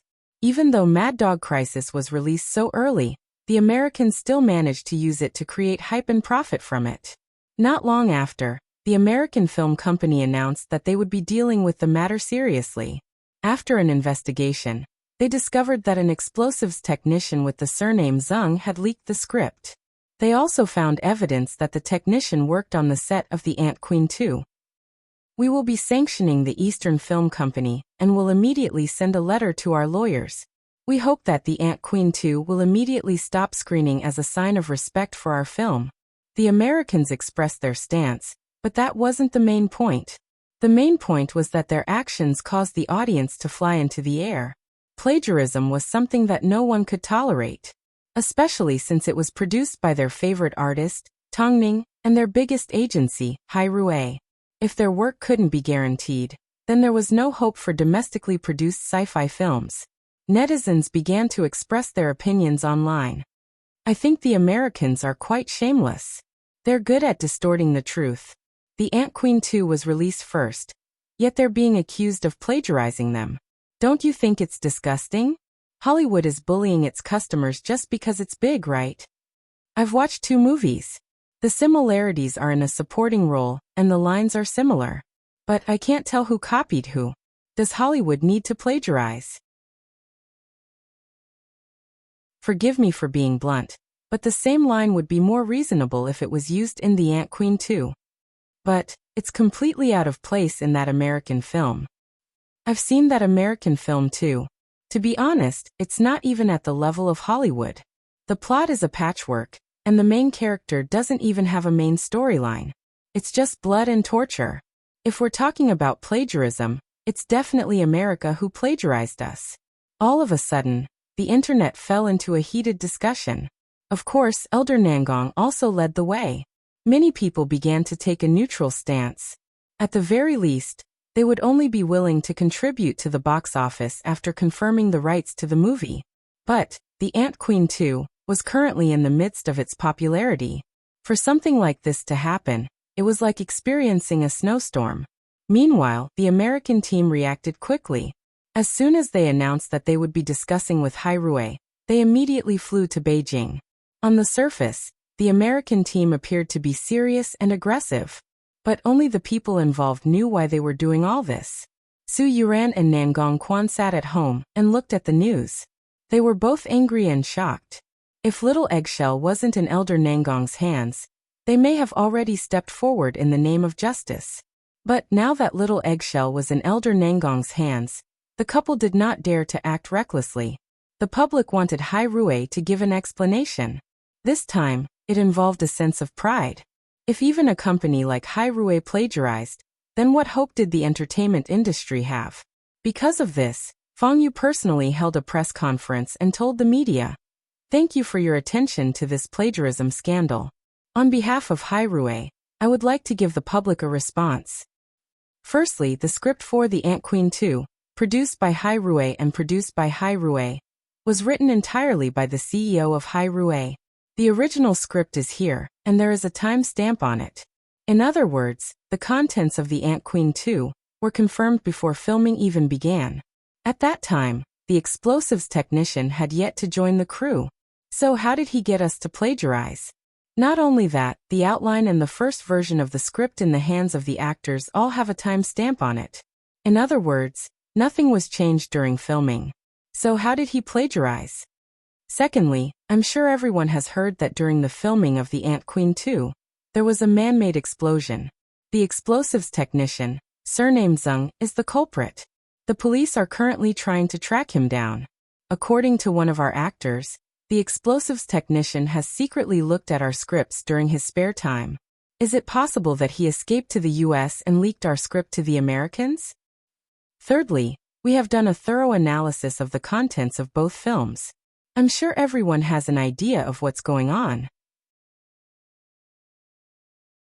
From a plot point of view, which film is the most suitable for the overlapping parts of the two films?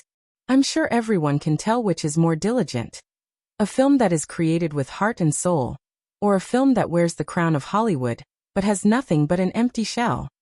The following are Tong Ning's exact words. I want to pass them on to everyone. I've never thought about surpassing anyone, and I've never thought about going to Hollywood.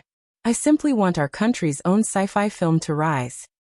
I've previously expressed my opinion on Hollywood, and I don't think that we're any better than Hollywood.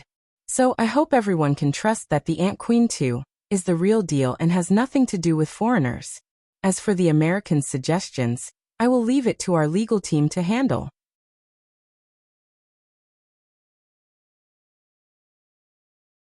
Chapter 1186. Tong Ning's meaning was clear. There was no need for them to lick Hollywood's boots. She wanted everyone to believe that their country could also produce good films. Feng Yu's words represented Hai Rui. In other words, Hai Rui would never admit to plagiarism. In fact, they even provided evidence of the original work. Their motive was to make everyone believe that the Ant Queen 2 belonged to them, and that it had nothing to do with the disgusting foreigners. Of course, Hai Rui's firm attitude gave everyone some peace of mind. I've seen both movies. To be fair, that American movie about Rabid Dog is complete bullshit. Even the Americans are trying to ride on our popularity. I'm sure that this is an independent film from Hai Rui. How could they plagiarize a lousy film? Are the Americans playing a joke on us? I firmly support Tong Ning and the Ant Queen 2. I hope Hai Rui can win the lawsuit and shut the Americans up. Hollywood is starting to decline and the art battlefield is slowly shifting to the east. So, I don't think there's any reason for everyone to not have faith in Tong Ning. Even if Hai Rui doesn't explain themselves, I will still support Tong Ning. Hai Rui quickly conducted a survey on the Beijing audience. The results showed that everyone was more willing to believe in their own country's films. Even if the other party was Hollywood, they would never admit defeat. This was a huge comfort to Tong Ning and Mo Ting. But the American lawyers still came knocking on their door. Mo Ting asked Lu Che to arrange for everyone to be seated in the meeting room.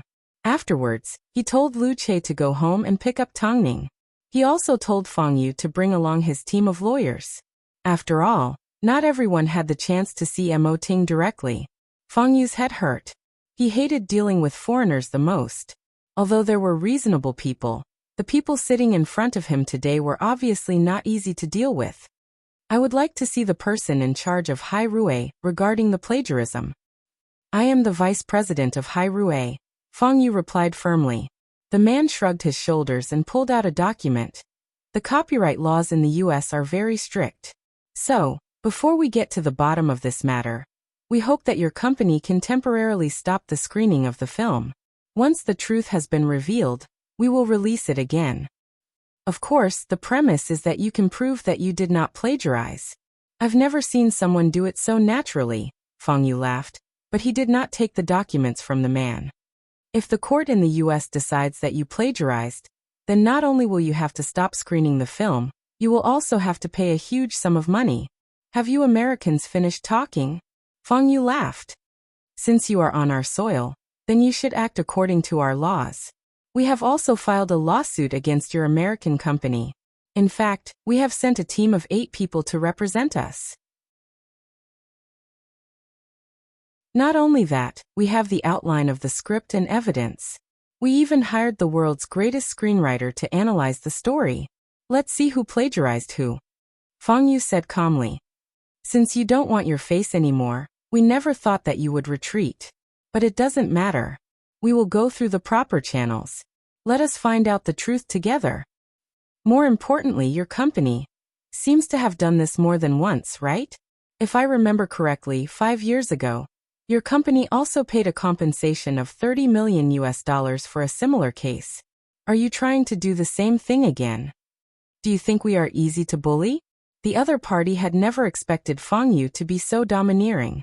Furthermore, he had thoroughly investigated their backgrounds. From the looks of it, it was impossible to suppress Hai Rui. Didn't an Eastern film and television company kneel before a Hollywood film and television company? Of course, this was their own confidence. It had nothing to do with anyone else. Things were no longer the same as they were many years ago. Did they still think that they were great? If you continue to remain silent, then I'm sorry, but I won't be accompanying you any longer. Hai Rui's lawyers will contact you soon. As for your request to stop screening and pay compensation, you must be dreaming. After speaking, Fang Yu stood up and left the rest of the matter to the lawyers.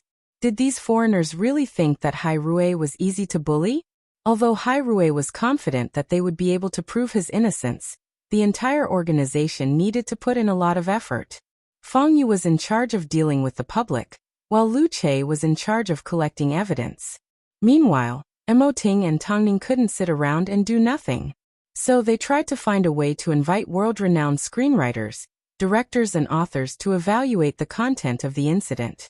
So Elder Nangong's motive had been achieved.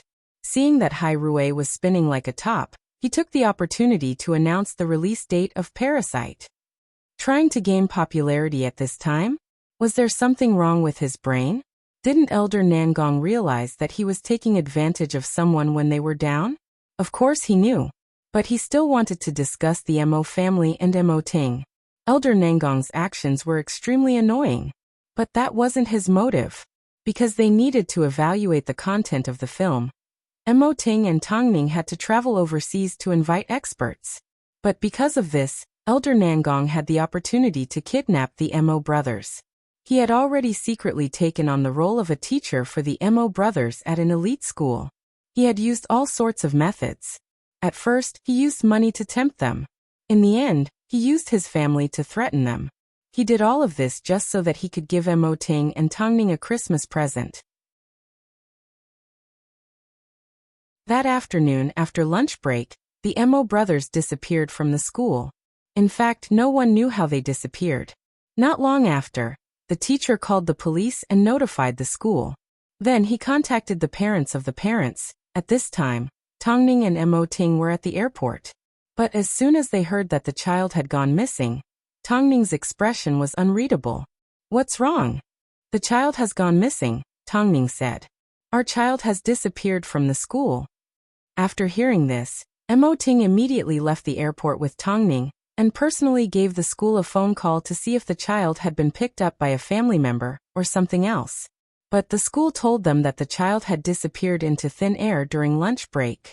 At that time, the security cameras in the dormitory were broken, so they couldn't see anything.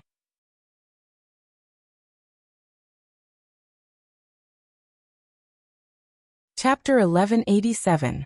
The school immediately blocked the news and began a search. But the culprit seemed to have planned this from the start.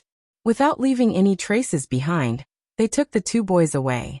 Meanwhile, the teacher in charge of the two boys pretended to cry because he knew he couldn't afford to take responsibility. So apart from notifying the school and contacting their parents, he also called the police. So by the time Tang Ning and Mo Ting arrived at the school, the police had already arrived at the same time.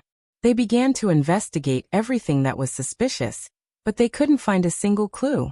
But where did the two boys go? Mr. and Mrs. Mo, I'm so sorry.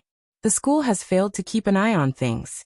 Now that something like this has happened, I will cooperate with the police as soon as possible to find the two young masters. Please trust us. At this moment, Tang Ning couldn't hear a word. She simply stared at the bed that her two sons once lay on without saying a word. Mo Ting looked at Tong Ning worriedly and gestured to the principal. Please leave for a moment. The principal originally wanted to do some more work for the couple, but seeing Tong Ning in a daze, he did not dare to disturb her any further. None of this is real, Tong Ning murmured as she ran her hand across the cute blue bed. Ting, none of this is real. We will find them, Mo Ting replied. Trust me, we will definitely find them. Now isn't the time to be sad. Listen to me. I should have known. Elder Nangong was willing to poison Nangong Quan just so he could fight for an opportunity to go against Hai Rui. It turns out this was his motive. Tong Ning turned around and looked at Mo Ting in self-blame. I shouldn't have left them. This isn't your fault. The most important thing right now is to find the kids. Tong Ning remained silent for a moment as she tried to calm herself down. She then nodded her head. We do need to find our sons. But the culprit hasn't left behind any clues. How are we supposed to find them? Will Elder Nangong allow us to find them? He will. Mo Ting replied confidently. Tong Ning held back her tears as she approached Mo Ting's side. Even though she almost sprained her ankle on the way out the door. The two kids from the Mo family had gone missing. They had disappeared from the school for no apparent reason. The media immediately smelled the scent of explosive news. Soon, they surrounded the aristocratic school, so that not even a drop of water could escape. Not long after, the news appeared on every major website. In fact, it was the front-page headline. Famous artist Tong Ning and Hai Rui CEO Mo Ting's beloved son went missing from school on XX day. The police are currently investigating, and have no further information. Gemini is suspected to have been kidnapped, and Tong Ning's son has disappeared from school. Famous artist Tong Ning's beloved son has gone missing. The police are searching for the killer. As soon as Tong Ning found out that her son had gone missing, she immediately gave Su Yuran a phone call. Give me Elder Tang's phone number. Ningjia, I've seen the news. Yuran, I don't have time to talk right now. I just want to find my son. Tong Ning's voice trembled slightly. Su Yuran did as she was told and sent the phone number to Tong Ning. Afterwards, Tong Ning followed the string of numbers and gave Elder Nangong a phone call. Give me back my child, Tong Ning said without saying anything else. I don't understand what you're saying. Things have already gotten to this point. Why are you still pretending? Tong Ning asked. If you have a problem, come to the adults. What's the point of dealing with a defenseless child? Why? Why? Because I want to see you break down right now. Elder Nangong laughed loudly. Elder Mo laughed out loud. Tong Ning, tell the Mo family that I won't be returning your two treasures. Treat it as payment for the Mo family. I'll also tell you that I will find my son. Tong Ning said through gritted teeth, one word at a time. Let's give it a try then. After speaking, Elder Nangong hung up the phone. Tong Ning did not receive any news from him, but she was certain that Elder Nangong was the mastermind. Mo Ting had already asked Lu Che to find the best detective in the country, and he was currently on his way to the school. The kidnapping of a famous artist's child was a sensational news for Beijing. Within half a day, it had become a hot topic. At this point in time, Tong Ning had no way of knowing what Elder Nangong's bottom line was, nor could she guarantee the survival of her two children. She simply hoped that her two precious children wouldn't end up like Nangong Quan and die silently after being poisoned. That would be too cruel. Over at Hai Rui, Feng Yu controlled the public opinion and was in charge of PR. But the news spread too quickly, so no one could suppress it. It didn't take long before everyone found out about the incident, whether it was the Tang family, friends, or even Elder Mo. After finding out that the mess he had left behind had harmed his two great-grandsons, the usually optimistic old man felt extremely upset. Therefore, they each used their own connections to find a lot of famous detectives in the police world, hoping to find some clues. The scene was very chaotic. It was a tough day, but Tong Ning couldn't think of anything. She didn't know who to look for or what to do. Meanwhile, Mo Ting continued to expand his search radius in search of any possible clues the two children might have left behind.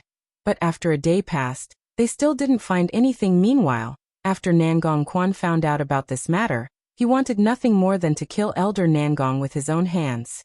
He never imagined that his grandfather's actions against Hai Rui were just a ruse. Instead, his real target was the Mo family's 2 children. How despicable was this? He couldn't tolerate it. Quan, what should we do now? Contact Mo Ting and cooperate with the police. Not only do we need to find the Mo family's children, we also need to find our own. This time, Nangong Quan did not hesitate as he gave Mo Ting a phone call and told the police everything he knew, including the fact that he had been threatened. Soon, the police arrived to pick Nangong Quan up. As a result, the search team formed by the 2 fathers was officially formed. They were currently at the school. Even though it was late at night, they were still in a meeting. This is a private school for nobles. If he didn't have a pass, he wouldn't have been able to get in. So we've narrowed down to 1 or 2 accomplices. If there were too many of them, it's possible that they would be exposed. Plus, they're people from the school that are very familiar with the 2 children. We've already questioned the teacher in charge of the school. She said that she had no idea what was going on. The other team will apply for an arrest warrant and interrogate the person involved. In other words, they were going to capture Elder Nangong and interrogate him. The police began to analyze the situation. Mo Ting sat in the back with Nangong Quan beside him. When we find the child this time, your grandfather will be dead.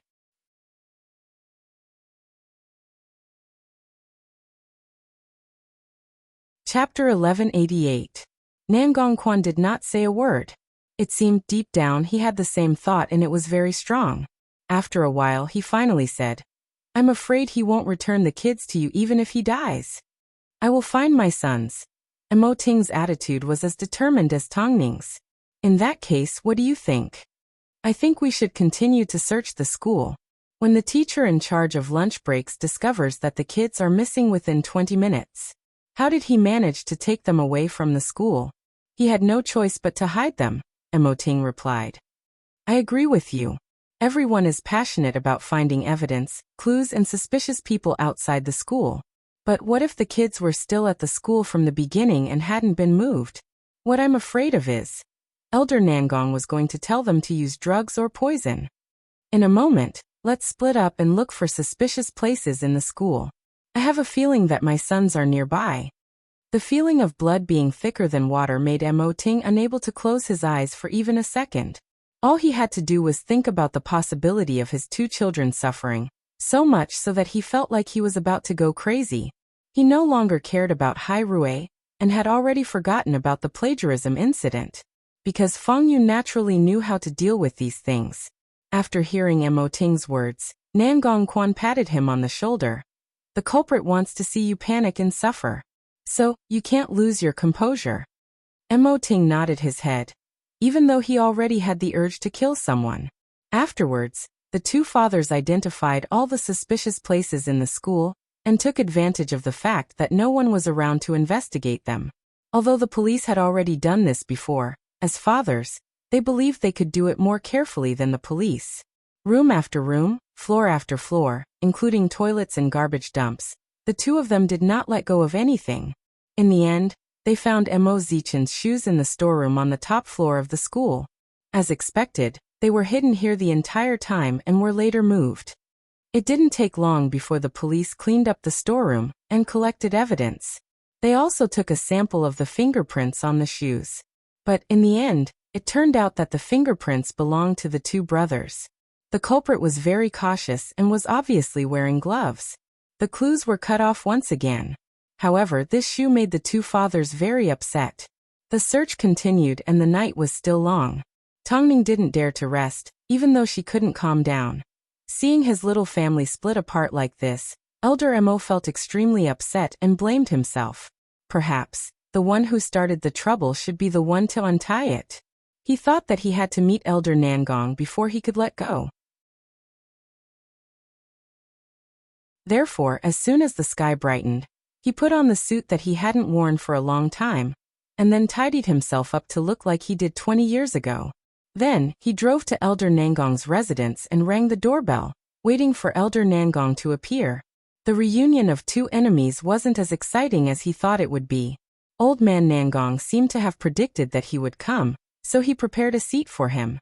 If you had appeared earlier, perhaps things wouldn't have turned out like this. You wouldn't have caused such a commotion, and your grandson and granddaughter-in-law wouldn't be looking for you everywhere.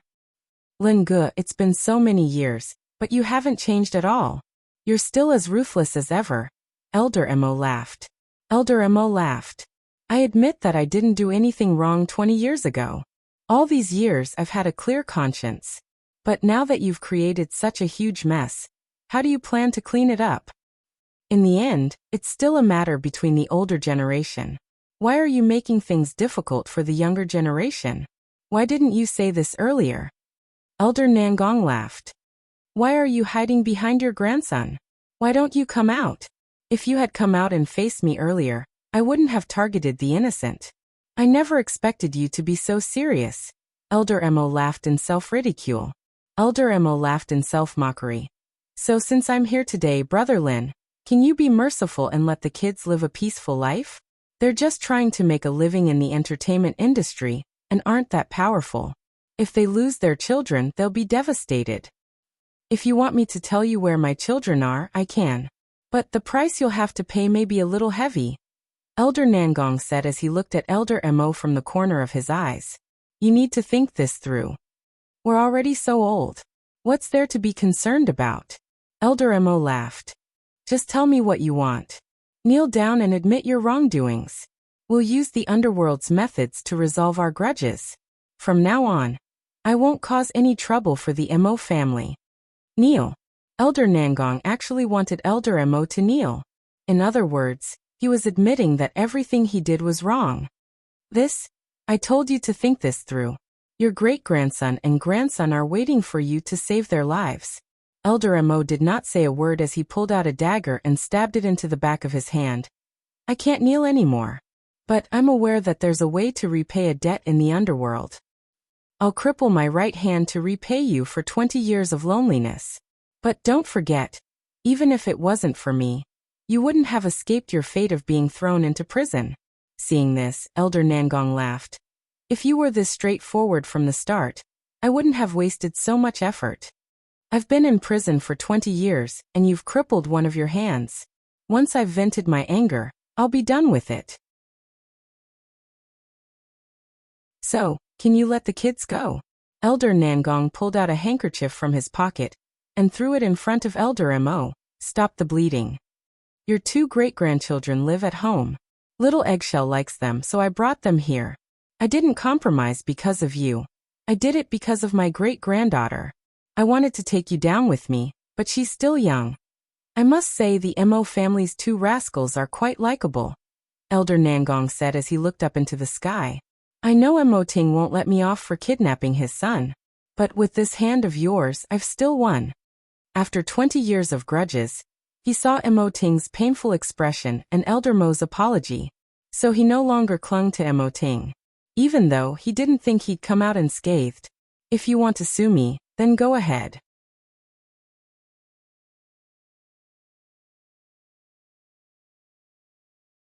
Chapter 1189. Elder Mo didn't feel good. But a little while later, the police arrived at Elder Nangong's home. Because of Nangong Quan's testimony, the police wanted to interrogate him. But Elder Nangong stretched out his hands towards the police. I kidnapped them. Arrest them. In reality, Elder Mo had already hidden the injury on the back of his hand. So this incident could be turned into a small one as long as it was handled properly. But Elder Nangong didn't leave himself any way out as he confessed everything to the police. Not only did I kidnap the Mo family's children, but I also ordered someone to kill Chiu-jin, the explosion at Hai Rui and the poisoning of my grandson. You. The police pulled out a pair of handcuffs and cuffed Elder Nangong. At this time Elder Nangong laughed. This is indeed more suitable for me. I also feel that prison is more like a home. Soon little Eggshell ran out of the room with the Mo family's 2 children. All 3 of them were safe and sound. Great-grandfather, Mo Zishi immediately ran over to Elder Mo. You're not hurt, are you? Elder Mo asked. Mo Zishi and little Eggshell both shook their heads. Only Mo Zichin placed his gaze on Elder Nangong. Zichin. I will definitely visit you from now on. Mo Zichin said as he watched Nangong Quan leave. No one knew what he meant, but he did say those words. It seemed Emo Zichen and Elder Nangong had a secret relationship. Soon Emo Ting and the others received news that the children had been found. So the three of them immediately rushed over to Elder Nangong's home. As soon as she saw her two sons, Tongning immediately hugged them in her arms. "Thank God you're fine." "Thank God. Mommy," Emo Zichi said in a low voice. "You're hugging me too tightly." "Sorry, Mommy was too happy." Tongning immediately loosened her grip. Tongning immediately let go of Nangong Quan, and little Eggshell pounced into Nangong Quan's arms. What exactly happened? As soon as he saw Elder Mo at Elder Nangong's residence, and saw the wound on the back of his hand, Emo Ting immediately questioned him. "That's a grudge between the previous generation. From now on, you won't be threatened anymore, you little brat," Grandfather Emo said casually. After speaking, Elder Emo turned around without saying a word. Emo Ting and the others looked at each other. They had no idea what had happened between the two elders. Why did Elder Nangong suddenly agree to let them go? The media gathered outside and surrounded Elder Nangong's home. Not long after, the appearance of Emo Ting and the others caused the media to be in an uproar. After all, the children had been found safe and sound. So facing the cameras, the couple did not say a word. They simply protected their child as they left the circle of reporters. All these things were still waiting for the few of them to solve the mystery. But no matter what, they had to first take the children home and comfort them before dealing with the matter. After returning to Hyatt Regency, Tongning first gave the kids a bath and checked to see if they had any injuries. From the looks of it, Elder Nangong did not intend to hurt them. But Tongning couldn't understand why Elder Nangong, who had staked everything on revenge, would suddenly give up and confess his crimes to the police. "Mommy, will the old man with the mustache go to jail?" Emo Zichen suddenly asked as he helped the two rascals put on their clothes. For such a young child to be able to ask such a question so clearly, Tongning was quite surprised. But she believed that Emo Zichen truly understood what going to jail meant. So she asked, "In that case, son, do you want the old man to go to jail?" Emo Zichen shook his head. "He didn't hurt me. He wouldn't go that far." "In that case, son, let Mommy ask you. Why did you plead for mercy on behalf of someone that kidnapped you?" Tongning asked curiously. "This strange old man kept saying a lot of strange things to me and my brother. He probably thought that we wouldn't understand, but I did. He said that the reason why he hated that female artist was because she indirectly caused the death of his wife. That's what he said." Emo Zichen's explanation completely shocked Tongning. "Zichen, it's rare for you to say so much to Mommy. In fact, it was so complete and you expressed your feelings so accurately. He even sat in his room and looked at photos for most of the night." Needless to say, the woman in the photos was Elder Nangong's wife. "I think he's lonely and pitiful." After hearing this, Tongning stretched out her arms and hugged Emo Zichen. Everyone said that Emo Zichen was a warm and sunny man. But in reality, Emo Zichen's emotions weren't as rich as Emo Zichen's.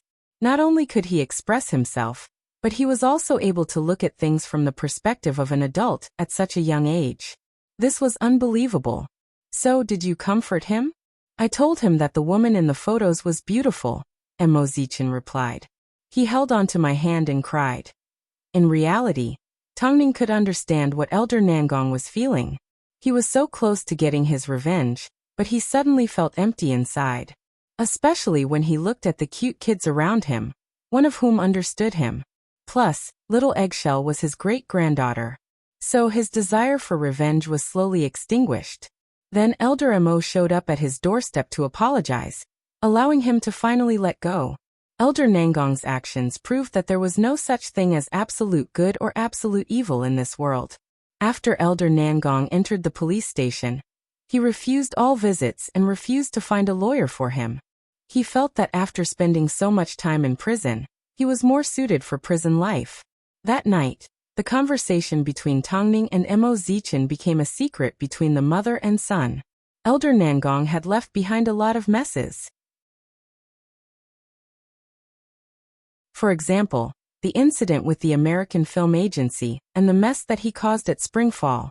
But in the end, Elder Nangong came to a realization on his own. Unknowingly, Nangong Quan's hatred was extinguished. After Elder Mo found out the truth of the matter, he became even more reclusive. The grudge from more than 20 years ago allowed him to understand a lot of things and understand a lot of people. A few days later, Hai Rui revealed everything that Elder Nangong had done to the public, including how he had colluded with the American film agency to frame them for plagiarism. Elder Nangong came clean about the matter, but the Americans refused to admit defeat. Although he was the one that started everything, he no longer had a say in how things developed. You're tuning in to the Li Mei's Wuxia Whispers YouTube channel. We're so grateful for your support, and don't forget to subscribe to join us on this incredible journey through captivating stories. Your generosity through donations truly makes a world of difference, as it's the primary source of revenue that allows me to expand and enhance this channel for you. Thank you from the bottom of my heart for being a part of this adventure.